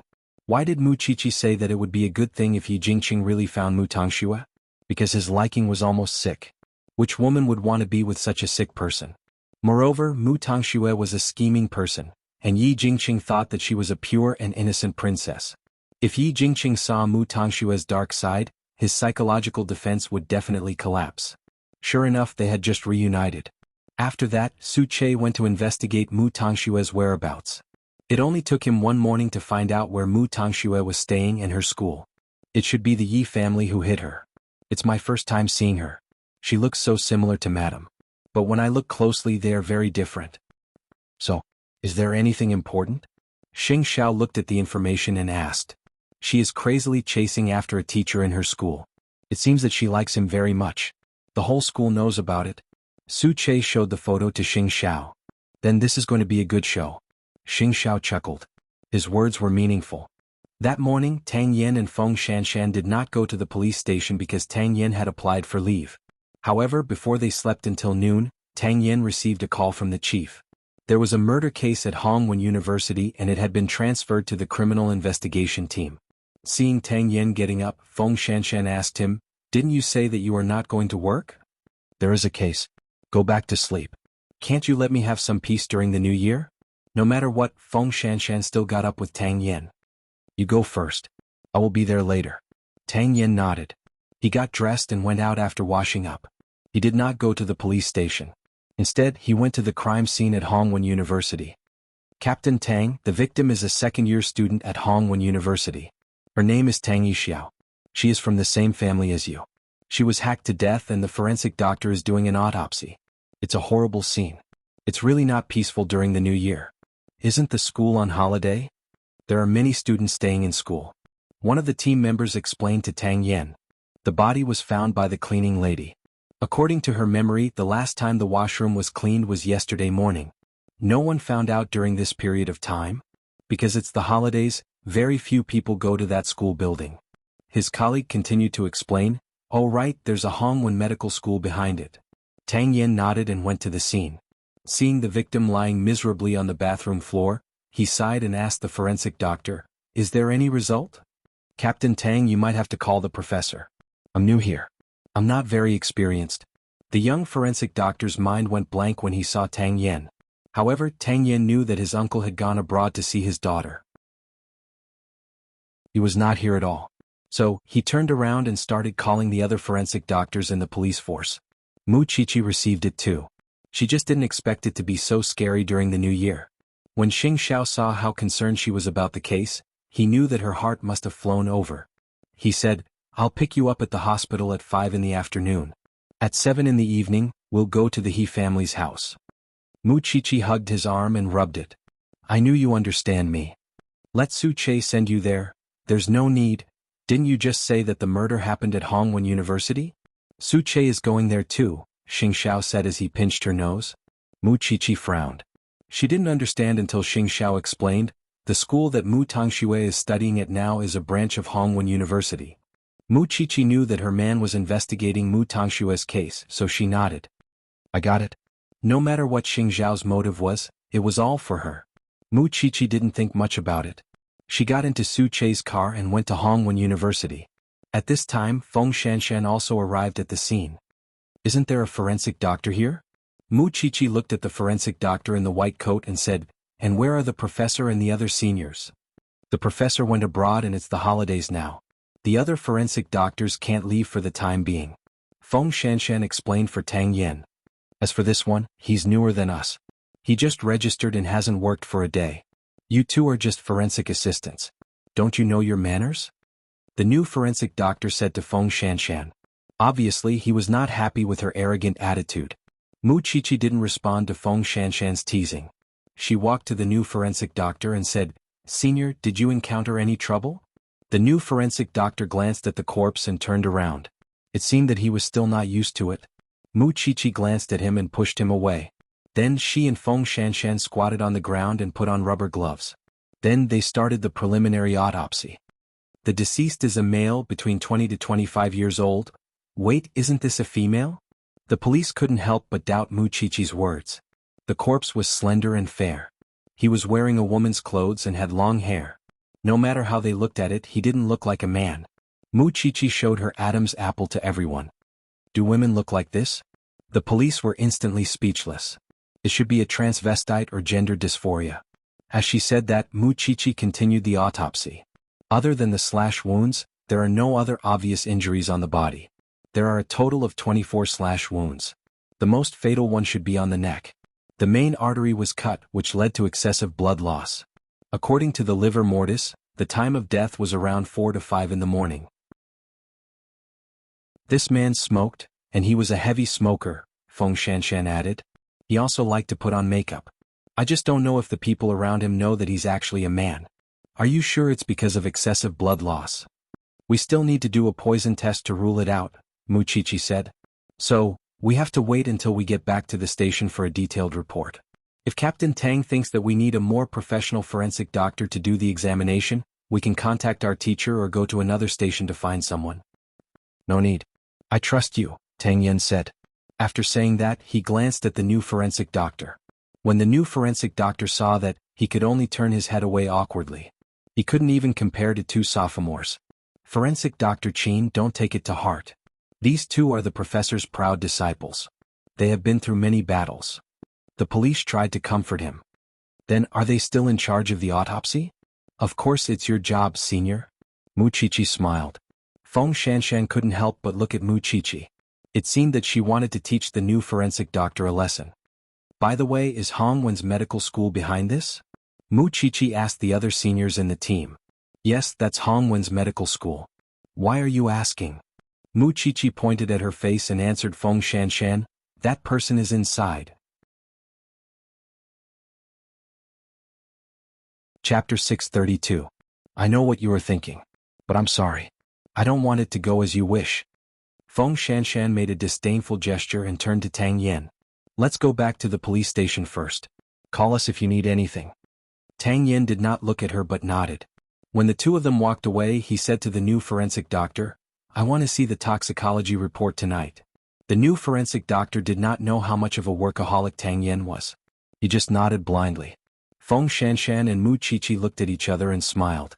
They were afraid that the new forensic doctor would have to suffer a little in the police station.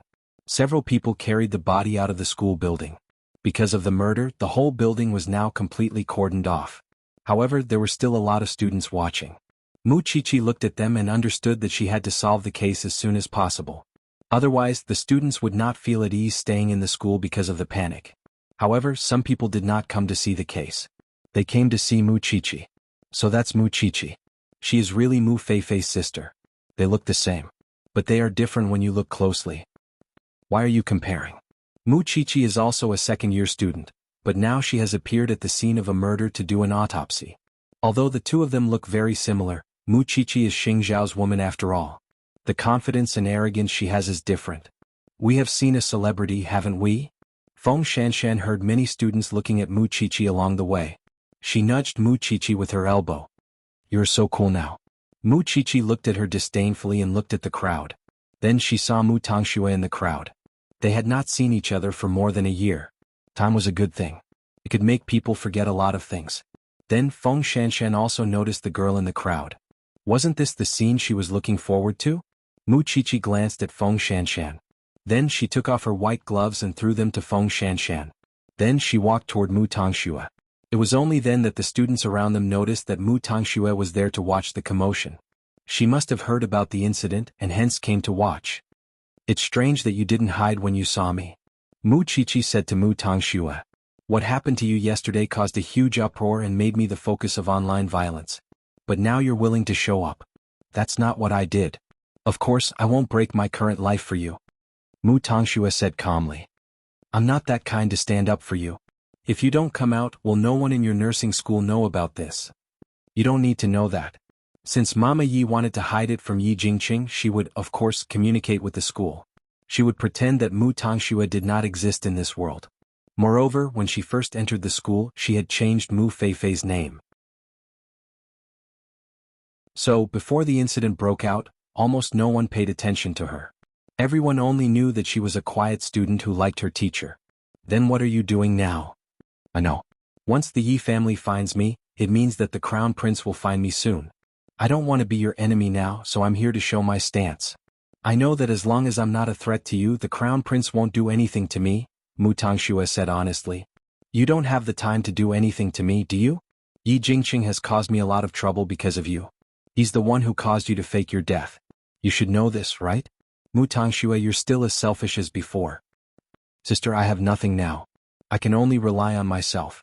You really don't have to destroy me. Look at the gap between us. I just want to be an ordinary person now. Please let me go. Did I say anything? Mu Qiqi snorted. If you want to live under the sun, don't do those dirty things. This is my last advice to you. After that, Mu Qiqi turned to Feng Shanshan and said, Let's go. That's it? You were forced into a corner 2 days ago.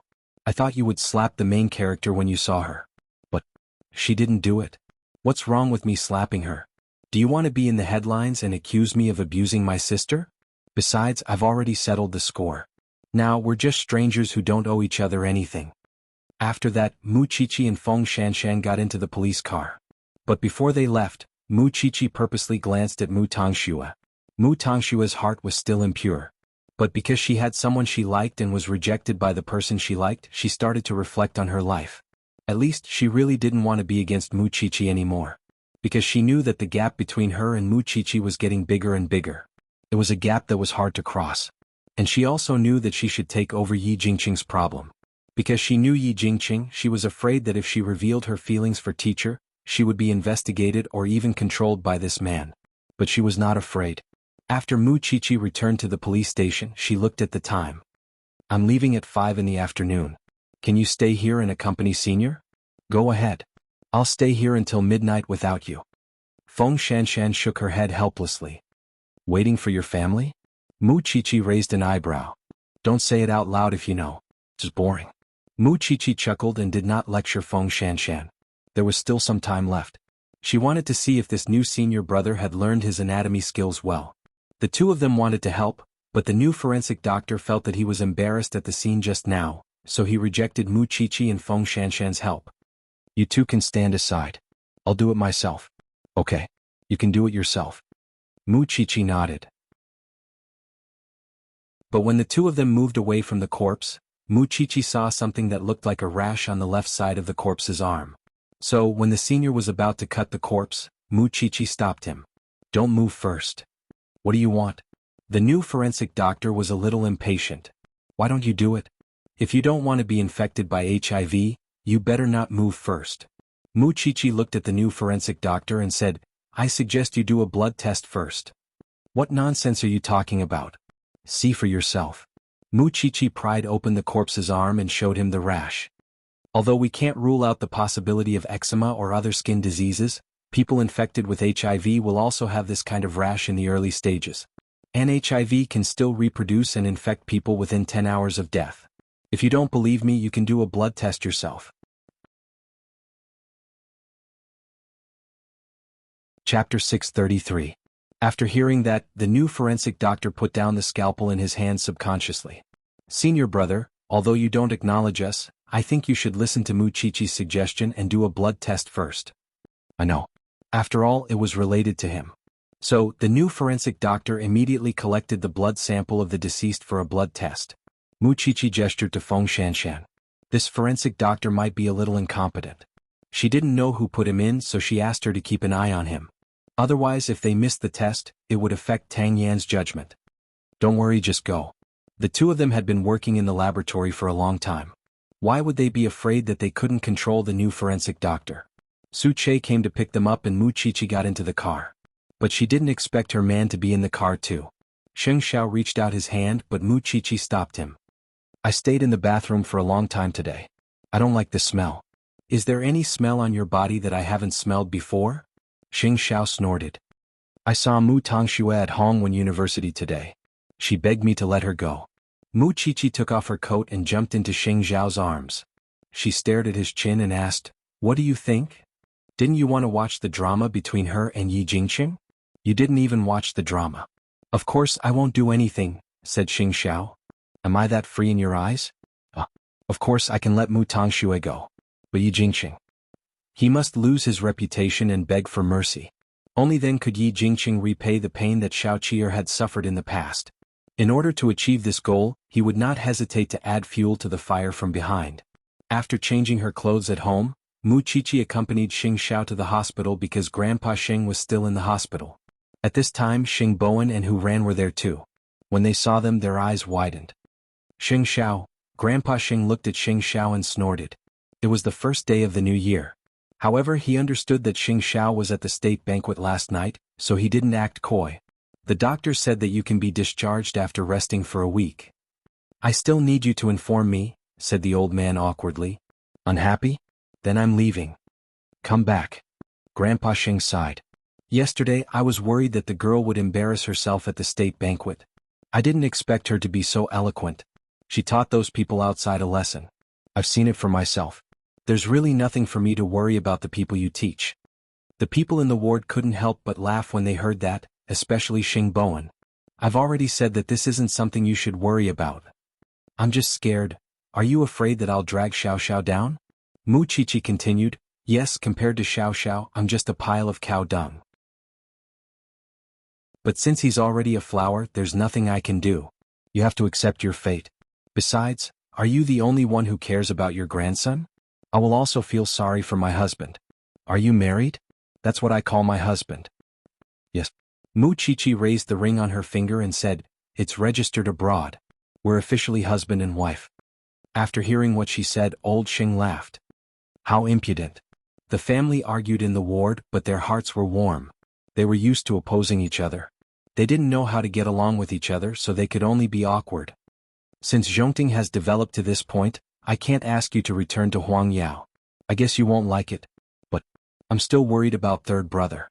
Grandpa, do you have no confidence in me? Grandpa Sheng looked at Sheng Bowen seriously. Although he didn't mention Sheng Kai these days, everyone knew that he and Gu Xiling were not easy to deal with. Even if they didn't do anything now, it didn't mean they would behave themselves in the future. It's not that I don't have confidence in you.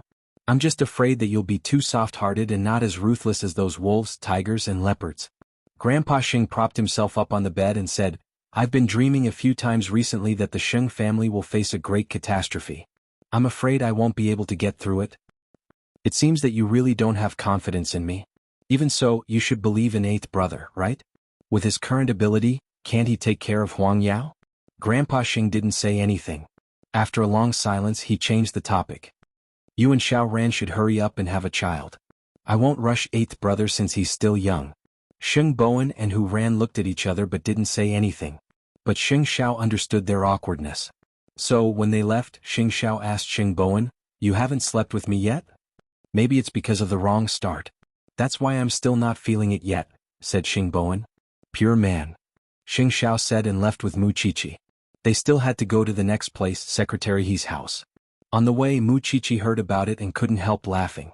Third brother, do you have a problem in that area? It's been so long but you're still so calm. You don't understand. Sheng Xiao glanced at the little one's head and gave her 3 words. What don't I understand?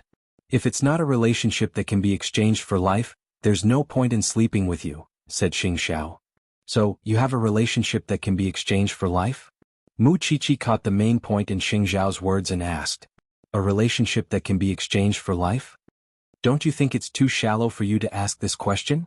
Sheng Xiao asked. Mu Chichi smiled. That's true. Anyway, they were fated to be together for life. Why should she be so pretentious? I know even if you don't tell me. Hearing Mu Chichi's answer, Sheng Xiao was satisfied. He began to stroke her hair. The two of them have too little experience.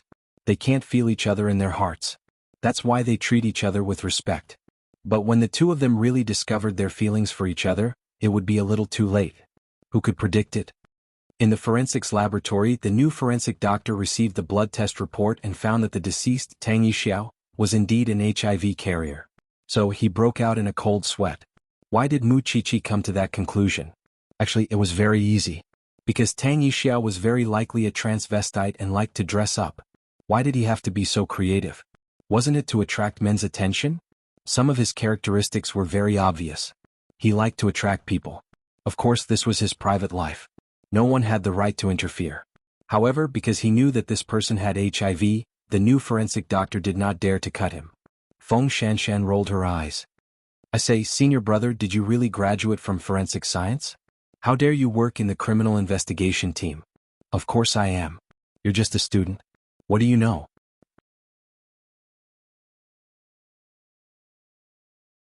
Chapter 634. Feng Shanshan could not be bothered to talk to him.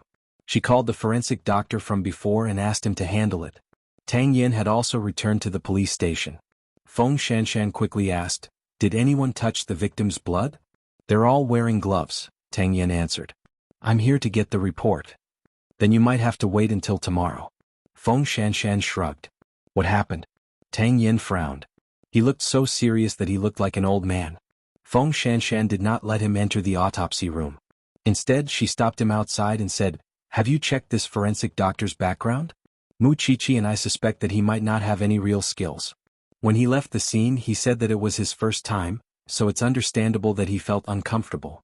But after he came back, I really don't think he has the ability to stay in the criminal investigation team. Tang Yin listened to her but did not say anything. He just pushed the door of the autopsy room open. Captain Tang. At your speed, you'll only be able to solve the case next year. Tang Yin was serious in speech and manner, which was scary enough. Coupled with his cold tone, the new forensic doctor felt his legs go weak. Get lost. Yes. Then Tang Yin put on the isolation suit, a glass mask and 2 pairs of gloves. Only then did he start the autopsy skillfully. When he cut open the victim's chest, he did not hesitate at all. This made Feng Shanshan's heart skip a beat. But she trusted him. He had been a criminal police officer for so many years. He had probably seen all kinds of situations. Moreover, when there was no forensic doctor, he could also be a good helper. Previously, he only told Feng Shanshan that he had learned clinical medicine. But now, it seemed that it was more than that. After a while, the senior from the forensic team rushed back. Seeing Tang Yen in the middle of the autopsy, he asked Feng Shanshan, "What's going on?" "The victim has AIDS." The new forensic doctor did not dare to do it, so Captain Tang did it for him. "How can you be a forensic doctor if you don't dare to do it?" Then, the senior entered the autopsy room and said to Tang Yen, "Captain Tang, let me do it. It's almost done. The body needs to be cremated and the follow-up disinfection work needs to be done." After saying that, Tang Yen left the autopsy room. However, he did not look at the new forensic doctor at all. He just said as he walked, "Go back to where you came from." The new forensic doctor was dumbfounded. Was the captain of the criminal investigation team so tough? Then Tang Yen found a place to clean up and take a shower. Feng Shanshan heaved a sigh of relief. She sat on the chair in the bureau and sighed. She was really shocked by that man, but she had to admit that he was handsome. Yi Jingqing sent someone to investigate the man Mu Tangxue liked. He found out that he was just an ordinary teacher. His salary was less than 5,000 a month. He had a small house in Jianchuan and lived a simple life. He barely had any contact with women. But it was such an ordinary man that Mu Tangxue risked exposure to confess her love in public? He was the pride of the heavens with power and authority. He was Mu Tangxue's childhood sweetheart and had done countless things for her. But in the end? He couldn't even compare to such an ordinary man? No, something must have gone wrong. Yi Jingqing sent someone to kidnap the teacher. He wanted to see what was so special about the man that Mu Tangxue was so infatuated with him. Mu Tangxue knew that Yi Jingqing might do such a thing. After thinking about it, she felt sorry for the person she liked. So, she bravely stood guard in front of his house. When the teacher saw her, he was puzzled. "Mu Tangxue, you are troubling me by standing in front of my house." Mu Tangxue knew that she had gone overboard. So, she apologized seriously. "I'm sorry, Mr. Liu. I've caused a lot of trouble. I know. You don't have to care about me. Just pretend that I like standing here. As a teacher, how can I blame my student? It's already happened. I don't blame you." The teacher smiled gently at Mu Tangxue. "You should go back now. It's so cold." "Mr. Liu, Mu Tangxue, I just treat you as my student. I hope you won't overthink it." After hearing the answer, Mu Tangshua's eyes dimmed. However, she did not leave the teacher's house. Instead, she went to another place and hid in the dark. She stayed there until 1 o'clock in the morning. When she saw that the light in the teacher's room had gone off, she turned around and left. She had the courage to stay there for a long time. But at this moment, a black car came roaring and stopped in front of Mr. Liu's house. Mu Tangxue saw that something was wrong, so she immediately walked out and stood in front of the group of people. "What do you want?" The group of people saw Mu Tangxue and knew who she was. They pushed her away. "Miss Mu, I'm sorry. If you dare to go up, I'll die here. Let's see how you are going to explain it to Yi Jingqing." Mu Tangxue took out a dagger from her pocket and put it beside her neck to threaten the 4 people. "If you go up there and try." When the 4 people saw blood oozing out of Mu Tangshua's neck, they were frightened and quickly stepped back. "I have nothing. I only have Mr. Liu. None of you can hurt him. No matter who it is, even if it's Yi Jingqing, I'll die with him." The 4 people looked at Mu Tangxue for a while. In the end, after asking for Yi Jingqing's permission, they left the teacher's house. Mu Tangxue heaved a sigh of relief when she saw that. She had nothing left. All she had left was ruthlessness. As long as someone dared to hurt Mr. Liu, she would make him die a horrible death. Yi Jingqing did not expect that Mu Tangxue would be so unyielding for this teacher. The jealousy in his heart burned even more fiercely. There was still a long way to go. He would not let go of the man who stole Mu Tangxue. Of course, their every move was under Xing Zhao's control. He would certainly protect such a kind teacher. Only then would Yi Jingqing feel as if thousands of arrows had pierced his heart. The next morning, Mu Qiqi arrived at the police station. Seeing that the body had been taken care of, she asked Feng Shanshan, "Is it AIDS?" "Why are you asking if you already know?" Feng Shanshan rolled her eyes. "The people from the police station have done a lot of investigations on Tang Yixiao. This child is a transvestite. He has a sick mother at home. In order to pay for his studies, Mrs. Tang has to be a nanny for a rich man. Tang Yixiao is really attractive, especially when he likes to look for rich men. So it's not surprising that he got AIDS. It's just that his motive is a little distressing. To look for his grandmother.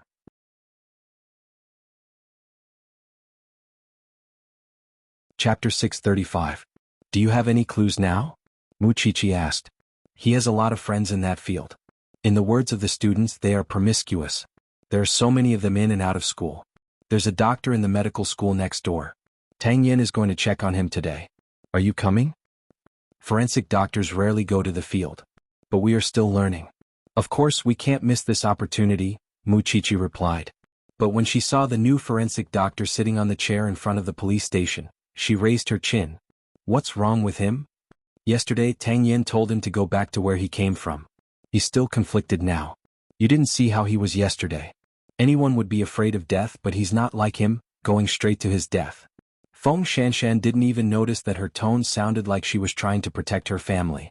After all, the new forensic doctor had delayed Tang Yan's work. So she was unhappy about it. But I might still have to get along with him in the future, Muchichi guessed. Since the new forensic doctor was really useless, he must have been forced into the police station. It meant that he had a powerful background. Could Tang Yin handle it? Stop chatting. Follow him to the field. It's a good chance for you to learn. The senior from the forensic team patted their shoulders. When you become forensic doctors, you won't have the chance to go to the field anymore. There are no restrictions on your identity now. The two of them quickly followed Tang Yin. This time they sat in Tang Yan's off-road vehicle. After they got into the car, Tang Yin passed his coat to Feng Shanshan naturally. Feng Shanshan reached out to take it. The two of them looked like an old couple. So Muchichi could not help but chuckle. But Feng Shanshan glared at her. Soon the three of them arrived at the medical school in Hongwen. It was the holidays now, so there were not many students. However, because Mu Tongshua's confession to the teacher was so famous and Muchichi looked very similar to her, her appearance at Hongwen's medical school attracted many people's attention. Look, the body of a celebrity is indeed different. She's popular wherever she goes. Then they found the doctor involved and asked him about the situation. Dr. Gao, you should know that Tang Yixiao has been killed, right? Can you tell us when was the last time you saw him? The other party was wearing a white coat and a pair of jeans. He looked very refined and no one could read his expression. The last time we met was about 4 days ago. He came to me to borrow money and I gave him 20,000. Do you want to see the receipt? Teacher Gao, can you tell me where you were at 4 to 5 in the morning the day before yesterday? Do what? Who can prove it? Feng Shanshan continued to ask. Sleep at home. There should be surveillance cameras in the neighborhood. You guys can go and get them. The teacher was rather magnanimous. Feng Shanshan felt hopeless and dragged Muchichi away. That was when she noticed another young teacher staring at Muchichi. You, and Mu Feifei, sisters? Muchichi answered straightforwardly. Oh, okay. The teacher's eyes were filled with doubt, but he didn't ask any more questions. He just walked past them. Then Mu Tongxue walked into the school building. She followed Teacher Lu. She didn't expect to see Muchichi in the school again. It seemed that they would have to meet often if the murder case was not solved. However, they acted as if they didn't know each other at all. One was walking to the left and the other was walking to the right. Look at you. One is in the sky and the other is on the ground. If I were a reporter, I would also think that you are abusing your sister. Mind your own business, Mrs. Tang. Muchichi glanced at her disdainfully. Alright, let's move on to the next case. It's quite a lot of work. This Tang Yixiao is really not easy to deal with. They left the medical staff school. At this time, Mu Tongxue was looking at Muchichi from the corner of the corridor. She was lost in thought. They had been running around the city for a whole day, but they didn't find anything. When they returned to the police station, a senior told them that an important guest wanted to see Tang Yin. Muchichi guessed that this must be the new forensic doctor's backer. So she didn't get involved. She packed up and went home as soon as possible. Xing Xiao was still having a meeting in Zhongting. So Muchichi took a shower and went to the study to help her man pack his things. However, when she saw Xing Xiao investigating Mu Tongshue's information, she noticed that the surname of the man Mu Tongxue liked was Lu. Wasn't he the teacher who asked her about her relationship with Muchichi? It seemed that he really cared about Mu Tongxue. However, looking at his information, he was just an ordinary teacher. Logically speaking, it was impossible for Yi Jingqing to ignore his rival in love. So she frowned and couldn't figure it out. After a while, Xing Xiao entered the study. Seeing her holding the teacher's information, he hooked her chin and said, "What do you want to ask?" Just ask. Didn't Yi Jingqing cause trouble for this teacher? He went last night, but Mu Tongxue threatened him with death. So Yi Jingqing didn't succeed, Xing Xiao answered Mu Qiqi as he took off his coat. Is Mu Tongxue serious? What do you think? I just feel that why would she drag an innocent teacher into this? Hasn't Mu Tongxue thought about how powerful the Yi family is? It's easy for them to crush a teacher. Maybe she thinks that she can protect the teacher. Xing Xiao hung up his coat and walked to Mu Qiqi's side. He reached out and hugged her, only to find that she had a rare fragrance after a shower. You took a shower? I thought that you would be tired from the meeting. If you smell the weird smell on me when you get home, your stomach will feel uncomfortable, Mu Qiqi said honestly. Seeing the tiredness on Xing Xiao's face, she felt sorry for him. Lie on my lap. I'll massage your forehead for you. Xing Xiao lay flat on the sofa and used Mu Qiqi's legs as his pillow. I went to Hong Wen's nursing school today and met Mr. Lu. I think he seems to care about Mu Tongxue a lot. He's quite a strong person. Mu Tongxue made it known to everyone that she likes him, but he seems to be quite frank. If Yi Jingqing really hurt her, why do I feel guilty? Xing Xiao enjoyed Mu Qiqi's gentle touch and closed his eyes. Don't worry. I have my own arrangements. Really, I can't hide anything from you. Xing Xiao smelled the fragrance on Mu Qiqi's body and gradually felt sleepy. It had been a long time since he laid on the little one's body peacefully. She always had this magical power to comfort him.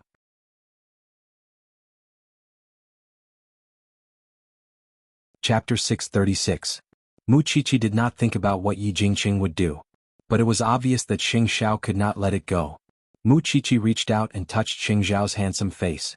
Her heart was full of reluctance and pity.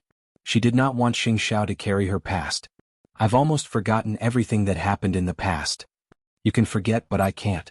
Although Xing Xiao's eyes were closed, his tone was firm and unquestionable when he said that. Mu Qiqi smiled and did not say anything. Anyway, this man knew what he was doing. She did not need to worry at all. What about Yi Jingqing? After he failed to kidnap Mu Tongxue for the first time, he changed his strategy. He gave Mu Tongxue all kinds of expensive things because he wanted to tell the whole school that Mu Tongxue belonged to him. Not just any teacher could compare to him. If it were in the past, Mu Tongxue would have accepted all the gifts. But now she had the guts to throw all the things Yi Jingqing gave her into the trash can. When Yi Jingqing was free, he went to the school to pick Mu Tongxue up. When he saw Mu Tongxue ignoring him, he could not help but sigh. Is this still the Mu Tongxue I know? Mu Tongxue knew that he was at the school gate, but she still walked around his car and went to her shabby little house. Yi Jingqing could not help but get out of the car and stop in front of Mu Tongxue. Tongxue, is this how you treat your brother Jingqing? Brother Jingqing, I have told you very clearly. I have someone I like. I hope you will not disturb my life anymore. Mu Tongxue, I have done so much for you. Aren't you touched at all? Yi Jingqing grabbed Mu Tongshua's arm and said, Come back to me. Only I can give you happiness. What can that poor teacher give you? I can give up everything, but I like Mr. Lu. So, Brother Jingqing, I am really sorry. Having said that, Mu Tongxue broke free from Yi Jingqing's arm. What's wrong with me? Tongxue, tell me. I can change. When you were young, you were so attached to me. In order to protect you, I made Mu Qiqi suffer a lot. In order to find you, I did not hesitate to steal corpses. I even offended Xing Xiao. How can you not like me and like someone else? After hearing what Yi Jingqing said, Mu Tongxue turned around and looked at him. Do I have to like you just because you like me? To be honest, Yi Jingqing, I've never asked you to do these things for me. Isn't it your wishful thinking? If I used you, then you can think of me as despicable and shameless. Yi Jingqing's heart was in a mess. Because he did not know what was going on with Mu Tongxue. Why was she ignoring him? I know. That teacher must have done something to you. Otherwise, why would you be so loyal to him? Having said that, Yi Jingqing turned around and went back to his car. That's right. However, Mu Tongxue knew that something bad was about to happen. So, she stopped the taxi and rushed to Mr. Lu's house. But Yi Jingqing was crazy. He drove very fast. When he reached the teacher's door, he knocked on the door like a madman. He even disturbed the neighbors in the building. Mr. Lu had no choice but to open the door. Who are you? Yi Jingqing entered the door and kicked Mr. Lu's abdomen. Then he picked up the ashtray on the coffee table and smashed it on Mr. Lu's head. Blood gushed out of Mr. Lu's head immediately. But Yi Jingqing did not give up. At this time, Mu Tongxue caught up with him. Before Yi Jingqing made his next move, she stood in front of Mr. Lu. If you want to hit someone, hit me. Yi Jingqing looked at Mu Tongxue in front of him. He grabbed her and threw her to the side. It's all because of this man that you fell in love with him and lost yourself. I want him to die today. Mu Tongxue did not say anything else. She called the police and jumped on Mr. Lu again, intending to protect him with her body. Yi Jingqing was crazy. Fortunately, the neighbors came to help and pinned Yi Jingqing to the ground. Otherwise, no one knew what kind of terrible consequences he would cause if he went crazy like this. Mr. Lu, are you okay? Mr. Lu did not have time to answer because he fainted on the ground. Soon, the police came and brought Yi Jingqing back to the police station. At the same time, the ambulance sent Mr. Lu to the emergency room of the hospital. Mu Tongxue was covered in blood. She was obviously frightened. No, she was more angry and guilty. When she arrived at the hospital, she walked along the corridor in a daze. After the doctor's diagnosis, he told her that Mr. Lu needed an operation and asked her to pay the fee immediately. Only then did Mu Tongxue realize how troublesome she was. She had brought disaster to the person she loved. She had no other way. The only person she could think of was Mu Qiqi. Because she knew that only Mu Qiqi could help her. Doctor, could you please give me an hour's time? I'll go and collect the money. The doctor saw that she was dressed plainly, so he nodded and agreed. You must be quick. The patient cannot wait. Mu Tongxue nodded and went to the criminal investigation team immediately. Because she did not have Mu Qiqi's contact information, she could only go to the police station. Feng Shanshan was still in the police station. When she saw Mu Tongxue covered in blood, she thought it was Mu Qiqi. But after a closer look, she knew that she was that man's sister. Sister, can you help me contact Mu Qiqi? I have an urgent matter to attend to. Feng Shanshan took a deep breath. She could only call Mu Qiqi in the middle of the night. Your sister has come to the police station. She is covered in blood. You might need to come and deal with it. Give her the phone, said Mu Qiqi. Feng Shanshan passed the phone to Mu Tongxue. Your sister wants to talk to you. Sister. Mu Tongxue's tears flowed out. I know I have wronged you in the past. But now, only you can help me save Mr. Lu's life. Yi Jingqing, that scumbag, broke Mr. Lu's head. Mu Qiqi could not feel Mu Tongxue's sadness when she heard this. She only knew that Mr. Lu was innocent. So she turned around and looked at Xing Xiao. Su Che is dealing with it. The operation is in progress, said Xing Xiao, who was sitting on the bed. Mu Qiqi answered Mu Tongxue. We are saving him. But for the sake of Mr. Lu's safety, I think you should stay away from him. He is just an ordinary person. You should have thought of the consequences when you let everyone know about it. Mu Tongxue nodded. That's right. I have never liked anyone. I don't know how to like someone, Mu Tongxue said, sobbing. But now I know. But how can I protect him? Sister, please.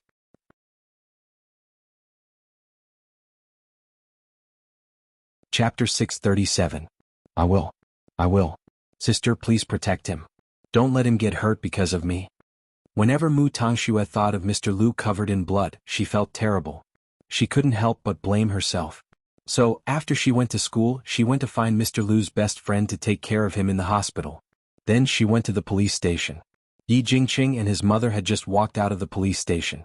Because Mama Yi had offered money to bail him out and Yi Jingqing was sincere in admitting his mistake, it depended on how Mr. Lu would deal with the matter after he woke up. Mu Tongxue looked at Yi Jingqing from afar. She had never felt so disgusted before. She even imagined poking thousands of holes in Yi Jingqing's body. Mama Yi saw her and quickly came up to her. Tongxue, are you okay? Mu Tongxue looked away in a daze and nodded coldly. Your brother Jingqing was just impulsive. Tell the teacher not to sue him. We can discuss how much he wants, Mama Yi said, grabbing Mu Tongshue's shoulder. Mu Tongxue looked up at Mama Yi. Auntie, I'm very grateful that you saved me and helped me. I can't repay your kindness. But this is not a reason for Yi Jingqing to hurt the innocent. Tongxue? Yi Jingqing tidied his clothes and looked at Mu Tongxue condescendingly. This is what he deserves for seducing someone else's woman. Really? Mu Tongxue suddenly smiled. But it was a creepy smile. You probably haven't seen the real Mu Tongxue. You are mine. You can only be mine. Mama Yi looked at her son helplessly and pushed him into the car.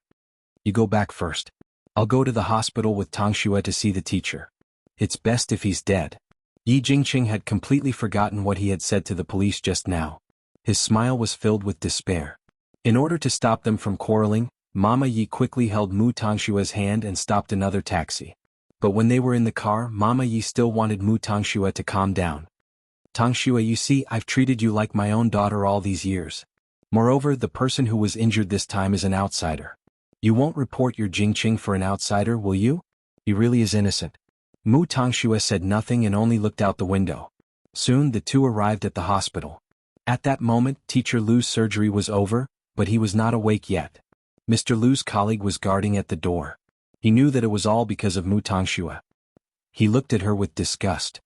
Miss Mu, I always thought that you were just an immature girl. That's why I never said anything bad about you in front of Zhanfeng even though I didn't like you. But look at what you have done to him. Putting aside the fact that his head was smashed for no reason, it's still uncertain whether the school will accept him or not. Are you only satisfied when you completely destroy him? Mu Tangxue dropped to her knees at those words. I'm sorry, what's the use of apologizing? Can you stop pestering him? As long as he's safe, I swear that I will stay away from him and never disturb him again. Mu Tangxue cried on the ground. It's my fault. It's all my fault. The teacher did not want to lose his temper on his student, so he waved his hand. You can go now. Don't ever appear in front of Zhanfeng again. Is he safe? The teacher nodded. Then I'll go. Mu Tangxue was in great pain. Well, I'm Yi Jingqing's mother. I'm here to apologize to Mr. Lu on his behalf. Mama Yi seized the opportunity and said to the teacher, we will be responsible for Mr. Lu's medical expenses. No need. The teacher rejected her directly. Do you think you're so great just because you have some money?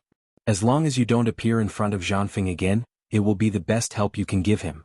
Then, may I be so bold as to ask, can you not sue my son? The teacher looked at Mama Yi and sneered.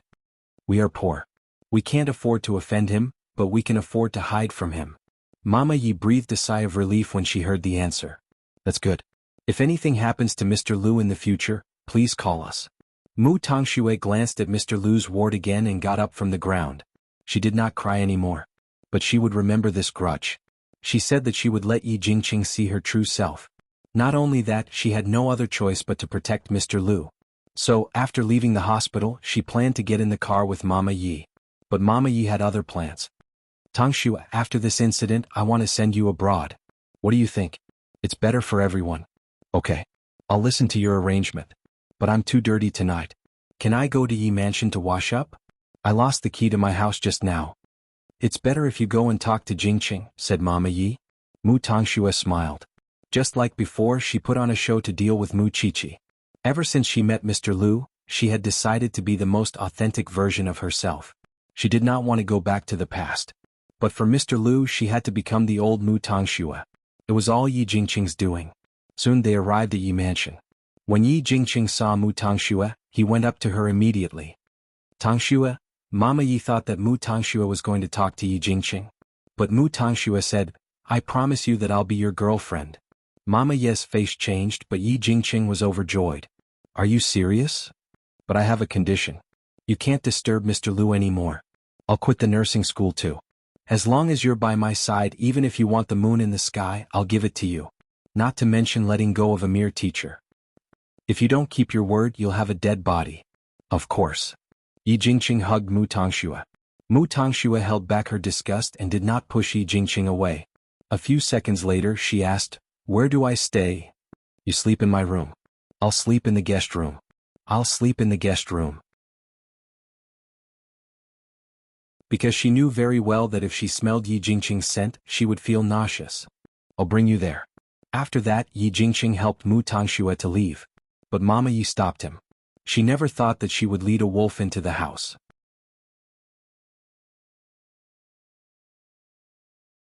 Chapter 638. Auntie, if you don't want me to be your daughter-in-law, why don't you talk to your son? Mu Tangxue looked serious.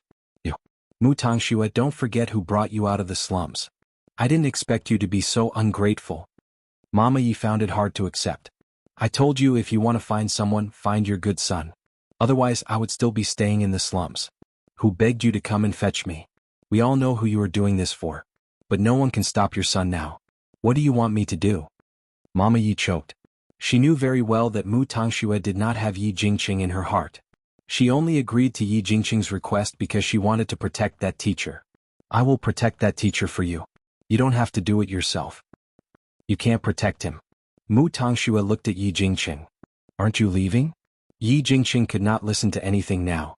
As long as Mu Tongxue was by his side, he would be willing to die even if she asked him to. Yi Jingqing. Mama Yi was helpless. She could only wait for them to leave and call Papa Yi. Come back quickly. The house is in chaos. You still have to go on a business trip. When they arrived at the guest room, Yi Jingqing squatted in front of Mu Tongxue and held her hand. Tongxue, I finally waited for you to come back. Mu Tongxue resisted the disgust in her heart and let him hold her right hand. But after a while she said, let go. I'm tired. Okay. You rest. Then Yi Jingqing stood up and touched Mu Tongshue's fringe. I will make sure you live a happier life than Mu Qiqi. Don't let me know that you are causing trouble for Mr. Lu behind my back. Why would I? I can't thank him enough.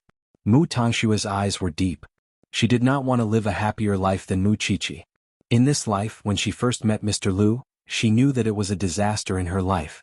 Perhaps she had done too much evil in the past so she could not get Mr. Lu's love. But so what? At least she could protect the person important to her and never let him get hurt again. As for Yi Jingqing, his suffering was yet to come. The next day Mu Qiqi woke up early in the morning. She wanted to go to the police station directly, but before she left she saw that Xing Xiao had received a call from Yi Jingqing. Chief Xing, I'm sorry to call you early in the morning to tell you the good news. Tongxue has returned to me. Is that so? Well, congratulations. Xing Xiao did not show his joy at all. You should feel bad because I'm going to make Tongxue shine even more brilliantly than Mu Qiqi. That's the last thing you want to see, isn't it? If you're done, I'm going to hang up. You don't like it? It's not that I don't like it. It's just that the hospital called and said that Mr. Lu has woken up. I'm going over to take a look now, so there's no need to chat with you. With that, Xing Xiao hung up and turned to look at Mu Qiqi. I really should change my phone number. Otherwise, the outside world will think that anyone can talk to me directly. It's annoying. Mu Qiqi laughed. You're too cruel. Yi Jingqing is the one who is annoyed now. He seems to be very proud, but he's just a paper tiger. Mr. Lu's existence is enough to make him feel bad. Mu Tongxue has gone to the Yi family. I know Mu Tongxue too well. If she goes to the Yi family, she will only turn them upside down. Mu Qiqi glanced at Xing Xiao from the corner of her eyes. Do you believe me? Xing Xiao snorted and pinched Mu Qiqi's chin. If I don't believe you, who else should I believe? Mu Qiqi quickly pecked him on the lips and left the bedroom. I'm going to the police station. Xing Xiao straightened his body and adjusted his collar. Then he waved at Mu Qiqi. Hurry up. Mu Qiqi wrapped herself in a thick coat and got into Su Che's car. Mu Qiqi thought for a while and felt that she should learn how to drive. At least, it was meaningful for Su Che to follow Xing Xiao. When Mu Qiqi arrived at the police station, she saw Feng Shanshan looking at her from head to toe with her arms crossed. Have you reconciled with your sister? Are you kidding me? Mu Qiqi rolled her eyes. The grudge between me and Mu Tongxue can never be resolved in this life. Then why are you still helping her? There are many things to learn. Mu Qiqi did not explain clearly. Is there any progress on the case? Tang Yan has interrogated everyone who is related to Tang Yixiao. But none of them are suspicious. So, Tang Yan thinks that the murderer is still in the school, Feng Shanshan explained. Why did he go to the school building so late at night? Mu Qiqi touched her chin and fell into deep thought. There were so many cuts on his body and there were no signs of resistance. That means it is very likely that he was attacked. Moreover, one cut was enough to make Tang Yixiao fall to the ground. Should I restore the sequence of Tang Yixiao's wounds? Senior brother is already doing that. Moreover, we went to Tang Yixiao's mother last night. But we did not get anything valuable from her. His mother does not know anything about Tang Yixiao. Actually, there should be many people in the school who do not like him. Mu Qiqi took a deep breath and looked at the new forensic doctor. What about him? Will he stay or leave? The higher-ups insist on keeping him. What do you think? Feng Shanshan rolled her eyes. But he has seen how tough Tang Yan is. I think he will not provoke him. He will behave himself. We still need to go to the crime scene today to see if there are any other clues. Do you want to go? Mu Qiqi nodded. Soon they arrived at Hongwen University. At this time there was a lot of gossip coming from the medical school. Have you heard? That Mu Feifei dropped out of the school this morning. Isn't that what she should do? I heard that Mr. Lu was beaten half to death by the rich second generation last night because he was jealous of Mu Feifei. The school has decided to fire Mr. Lu. Teacher-student love is against the norm. and it was so ugly. I didn't expect Mr. Lu to be such a person. Mu Qiqi's eyes darkened. If she were Mu Tangxue, she would never expose Mr. Lu. Wasn't it obvious that she wanted to put Mr. Lu on the chopping board? Who was Yi Jingqing? How could she be so unscrupulous? Now she had implicated an innocent person. Her reputation was ruined and she lost her job. Mu Tangxue should be happy now. Your sister's IQ is worlds apart from yours. Feng Shanshan could not help but laugh. It's no wonder. She has two fathers. Of course she is different. It's not funny. Mu Qiqi looked at Feng Shanshan coldly.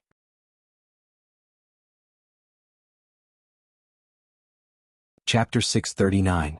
You deserve to have your life destroyed just because your sister likes you? Some people are heartless and brainless. What can you do to them? Mu Qiqi looked up when she said that and saw Mu Tangxue at that very moment. Mu Tangxue seemed to have heard what she said just now. Her eyes were filled with self-blame and melancholy. I'm going to Yi Mansion now. Thank you for what happened last night. Mu Qiqi looked at Mu Tangxue. The disgust in her eyes was still obvious. Don't hurt Mr. Lu anymore. Please use your brain to treat the people around you like how you treated me. Mu Tangxue was hurt, but she could not refute Mu Qiqi's scolding. That was why she could only turn around. But before she left, she said one last thing to Mu Qiqi. I will never be your enemy again. But did Mu Qiqi care? She had seen all kinds of disgusting people. She could even tolerate Yi Jingqing. Even if Mu Tangxue came back, she would not care about her. In the end, Mu Tangxue left the nursing school. She had come to settle the withdrawal procedures and to plead with the school not to expel Mr. Lu. She had clarified that the incident had nothing to do with Mr. Lu. She hoped that Mr. Lu could live a happy life from now on. Even so, the school didn't take back their decision to expel Mr. Lu. Tangxue, let's go home. Yi Jingqing took Mu Tangshue's luggage when he saw her coming out of the school. Go home. The nightmare of the Yi family was about to begin. So, is it your plan to let Yi Jingqing take your sister away? Feng Shanshan asked Mu Qiqi when she saw Yi Jingqing leaving with Mu Tangxue. Mu Qiqi snorted. Evil people will be punished by evil people. Let's continue to look at the crime scene. This is the 5th floor. During the holidays, almost no one comes here. Tang Yixiao died at around 4 a.m. in the morning and he was dressed like a woman. So, I'm guessing that the person who killed him could be someone who was having an affair with him here. This is the primary crime scene, but we did not find the murder weapon. Because it was the bathroom, we could not get any valuable footprints. This is a deliberate murder. At least, the murderer had time to prepare. I have a bold conjecture. Mu Qiqi suddenly turned to look at Feng Shanshan and told her what she was thinking. Captain Tang, didn't you check Tang Yixiao's account before? Other than borrowing 20,000 yuan from the doctor at the medical school next door, he hasn't been involved with other people recently. So, the possibility that he's doing this for money can be ruled out. You mean for love? I thought of another possibility. Have you forgotten what illness he has? Feng Shanshan also understood. Perhaps we can check the people around him, who recently went to the hospital for a checkup and was diagnosed with HIV. This is indeed a good direction to investigate. After all, once this disease is infected, it will destroy your entire life. They quickly conveyed this idea to Tang Yen. Tang Yen quickly took action. He did not let go of anyone who had contact with Tang Yixiao. The two little girls were quite meticulous. Tang Yen could not help but glance at the two of them, especially Feng Shanshan. A 1,000-year-old man would naturally feel a sense of pride at this moment. But at this moment, someone in the team touched Tang Yan's arm and realized that his body was burning. Captain Tang, are you sick? Tang Yan did not think that there was anything wrong with him, but it made Feng Shanshan's face turn pale. So, she walked up to Tang Yan and reached out to touch his forehead. You're having a fever. Don't you know? Tang Yan looked puzzled. At this moment, Feng Shanshan immediately said to him, go for a checkup. See if you've contracted HIV. When everyone heard that, they jumped 3 meters away in shock. Only Feng Shanshan was still standing in front of him. At this time, the forensics team remembered who had performed the autopsy on Tang Yixiao yesterday. Captain Tang, for safety's sake, let's go for a checkup. You're too worried, aren't you? Even if it's an acute stage, symptoms will only appear in 2 to 3 weeks. I think Captain Tang is just too tired. Mu Qiqi quickly came out to comfort the team. You're right. After Mu Qiqi's reminder, the others only remembered the principle of infection. But when they heard those words just now, they were shocked. Although Tang Yen felt that it was impossible, he had to go to the hospital to calm them down. I'm going for a checkup. You don't have to follow me, Tang Yen said. In fact, this sentence was mainly to remind Feng Shanshan. But Mu Qiqi looked at Feng Shanshan. Her man was sick. As a woman, it would be strange if she was not worried.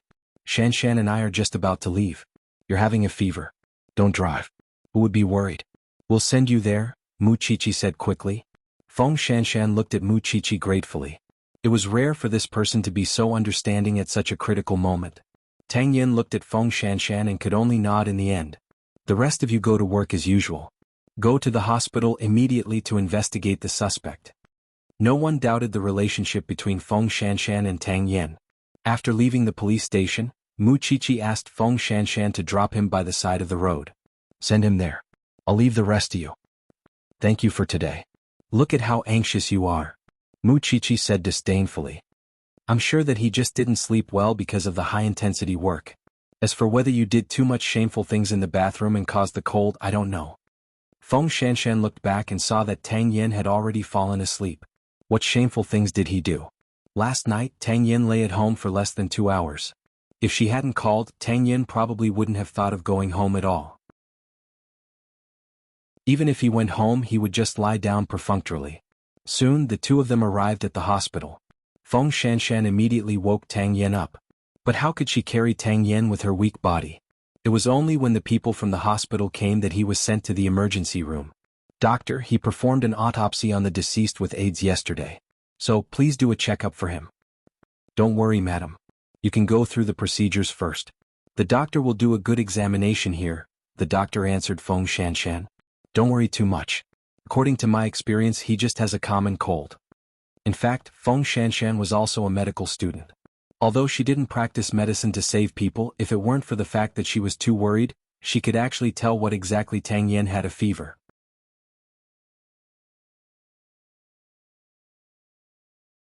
Chapter 640. Tang Yen fell into a deep sleep in the emergency room of the hospital.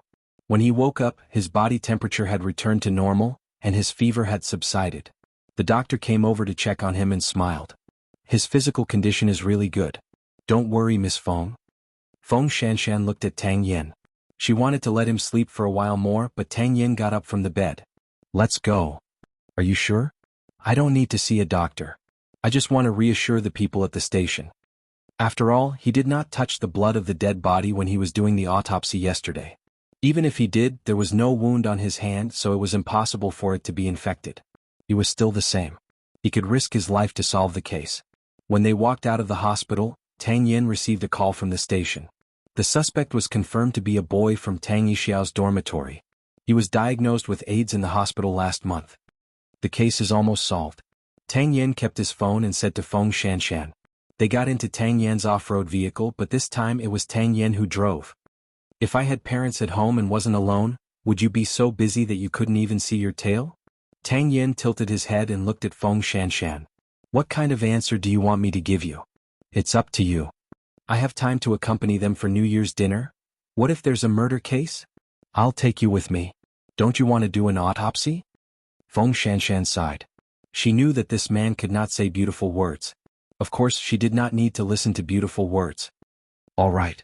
At least you won't leave me behind. Tang Yen tilted his head and looked at Feng Shanshan again. This time he did not say anything. They returned to the station as fast as they could.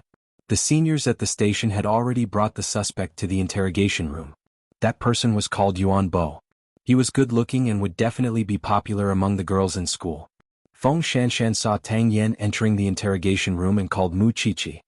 I've caught the suspect. Are you coming? Mu Qiqi certainly wanted to confirm her guess, so she rushed back to the station. Yuan Bo, 22 years old. He and Tang Yixiao are students of different faculties and share the same dormitory. The two of them have small conflicts every day, but neither of them takes it to heart.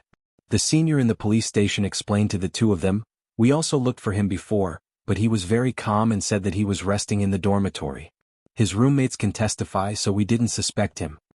In the interrogation room, Tang Yen got Yuan Bo's medical records. He did not go straight to the point. Instead, he asked, can you tell me why you got this disease? What else could it be? How are you going to guard against such an unruly person in the dormitory? Yuan Bo seemed to be trying his best to control his emotions. Although he deliberately lowered his voice, Tang Yen could still hear the trembling in his voice. So you got it in the dormitory? Those people with AIDS should just die by themselves. Why do they have to involve innocent people? We were raised by our parents. What did we do wrong? Yuan Bo's eyes were red. Do you know what that bastard said when I found out I was sick? He said that you deserved it. So, you couldn't help but do something to him? Tang Yen continued. What else could I do? Can the law punish him? Who can give me a fair trial? I knew that I would have to take medication for the rest of my life after I got this disease. No one would be willing to marry me and no job would be willing to accept me. I can die if I want to, but I want to drag him down with me. Do you know that when my parents found out about my disease, they thought that I was fooling around outside and they both fell sick? My grandfather passed away quietly just like that. He didn't even let me see him for the last time. What did I do wrong to be treated like this? Did he deserve to die? Did he deserve to die? Yuan Bo's questions echoed in the interrogation room over and over again. Everyone, including Tang Yen, was silent. You guys can interrogate the rest. Then Tang Yen got up from the interrogation room. Mu Qiqi and Feng Shanshan were no longer excited about catching the criminal. They could only sigh helplessly. There's no one else here. To be honest, if it were me, I might not have done better than Yuan Bo, Mu Qiqi said. I have to abide by the law, but if anyone dares to touch my family, I might be more ruthless than him. Don't look forward to it. Your big CEO won't let you face such a choice. I might. Feng Shanshan smiled. If she stayed with a dangerous man like Tang Yen, she might be kidnapped one day. By then, that man might even ignore her for the sake of the case. This kind of situation, just thinking about it would make one's heart turn cold. The case is over. I hope I can relax for a few days. Let's go home, Mu Qiqi patted Feng Shanshan's shoulder and said. Meanwhile in the hospital. Not long after Mr. Lu woke up, he received the dismissal notice from the school. Lying on the bed, Mr. Lu looked at the notice and sighed. Actually, I don't understand how I offended a rich man. I could have gotten a title this semester, but it's a pity that I can't even be a teacher now. I've contacted another school and recommended you to teach there. At most, you can start over. It's better than wasting your time here, said Mr. Lu's friend. Mr. Lu's friend said, You haven't asked Mu Tangxue anything since you woke up. What are you thinking? Maybe I owe her in my previous life and I've paid her back in this life, said Mr. Lu. But I hope I won't see her again. I thought you really liked her. No matter how bad I am, I won't like a student. Besides, she's not a good student. I'll just take it as my bad luck. But I don't blame her. She's still young and doesn't know how to protect the people around her. Then Mr. Lu closed his eyes and was about to rest. But suddenly, a man in a suit entered the room. Hello, Mr. Lu. I'm Mr. Yi Jingqing's lawyer. Mr. Lu said immediately, You can go back now. I won't sue him. No. Mr. Lu, you've misunderstood. I'm here for something else. Then the lawyer handed a document to Mr. Lu. You'll understand after you read it. Mr. Yi has arranged a better place for you to go. Mr. Lu opened the document doubtfully and looked at the lawyer with a pale face. I'm already leaving. Isn't that enough? It's not enough. Mr. Yi hopes that you will disappear from Jianchuan completely.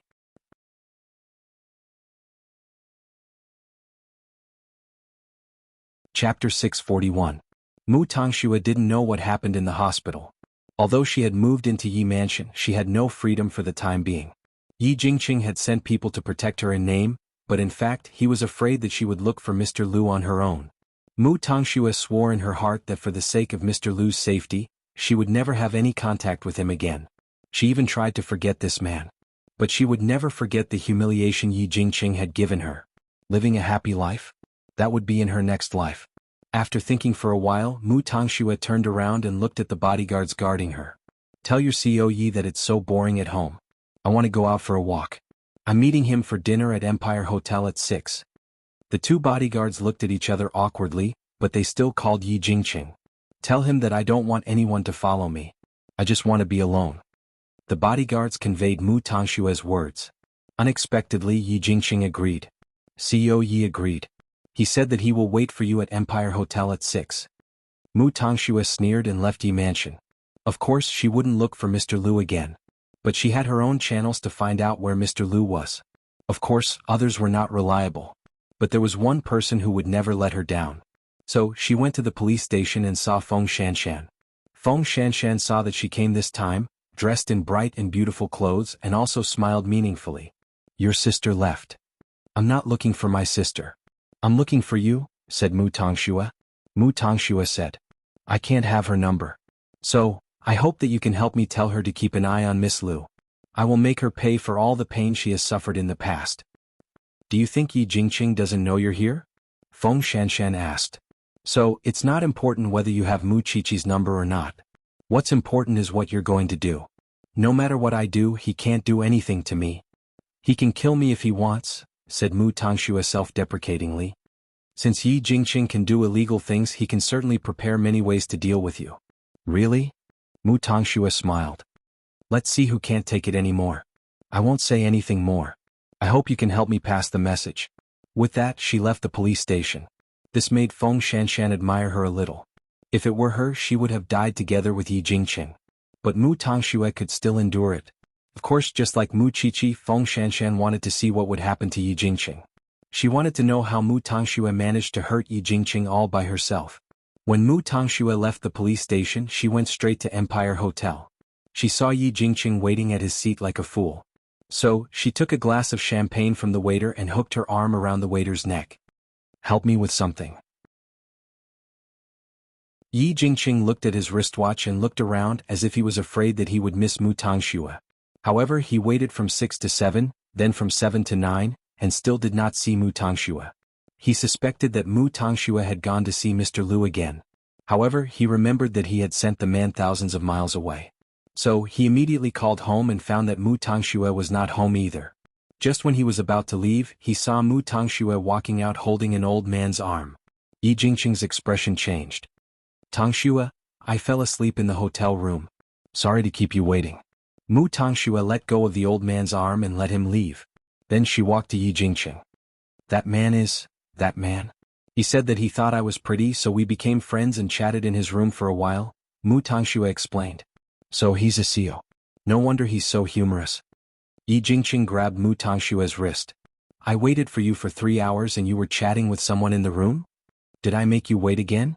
If you didn't see me, why didn't you go back first? Mu Tongxue asked Yi Jingqing. Mu Tongxue, aren't you a little too much? Hearing this, Mu Tongxue slapped Yi Jingqing's face. Everyone has the right to say this except you. Yi Jingqing endured the pain and dragged Mu Tongxue out of the hotel. He did not allow her to resist at all. When they got home, he threw Mu Tongxue on the bed roughly. From tomorrow onwards, you don't have to go anywhere. Mu Tongxue knew he would have such a reaction, so she stopped struggling. She touched her wrist and said, You're hurting me. Seeing that she had calmed down, Yi Jingqing pinched her chin and said, Since you've chosen to stay by my side, can't you be more obedient? I won't go out tomorrow. You don't have to be so fierce. Mu Tongxue seemed to have returned to her pitiful self in the past. Only then did Yi Jingqing's anger subside. Good girl. But when Yi Jingqing got up, he saw the red spots on Mu Tongshue's arm. It was a mark that could only be caused by kissing. Could it be Mu Tongxue and that old man? But in an instant, Yi Jingqing felt that his idea was too ridiculous. In order not to hurt Mu Tongxue, he quickly got up and left Mu Tongshue's room. Of course, he would not be able to sleep tonight because he would feel very uncomfortable. It was as if thousands of ants were devouring his body. It was itchy and painful. Mu Tongxue smiled. She wanted Yi Jingqing to be so distressed that he would lose his mind. As for the red spots on her arm, she could easily do it herself. Of course, this was just the beginning. Feng Shanshan relayed Mu Tongshue's words to Mu Qiqi as promised. At the same time, she smiled at Mu Qiqi. Your sister is so weak. How can she deal with Yi Jingqing? Don't underestimate her. She is a master who has tortured me for more than 10 years, said Mu Qiqi. Then she put down her phone and went to Xing Xiao's study. Seeing that Xing Xiao was working, she wanted to leave, but Xing Xiao hooked his finger at her. Do you want to ask about Mr. Lu? I really can't hide anything from your eyes. Mu Qiqi felt helpless. She returned to Xing Xiao's side and sat on his lap. Yi Jingqing's men sent him to the mountainous area to teach, said Xing Xiao. Then Su Che brought him back. He can't be a teacher anymore, so he's hiding in Zhongting now. So why should I believe Yi Jingqing's words? You can tell Mu Tongxue about this. After all, if Mu Tongxue knew that Yi Jingqing did not keep his promise, she could imagine how deep the hatred in her heart would be. I really want to see with my own eyes how Mu Tongxue tortured Yi Jingqing. Are you sure that Yi Jingqing did not control Mu Tangxue? You're tuning in to the Han Li's Wuxia Chronicles YouTube channel. We're so grateful for your support, and don't forget to subscribe to join us on this incredible journey through captivating stories. Your generosity through donations truly makes a world of difference, as it's the primary source of revenue that allows me to expand and enhance this channel for you. Thank you from the bottom of my heart for being a part of this adventure.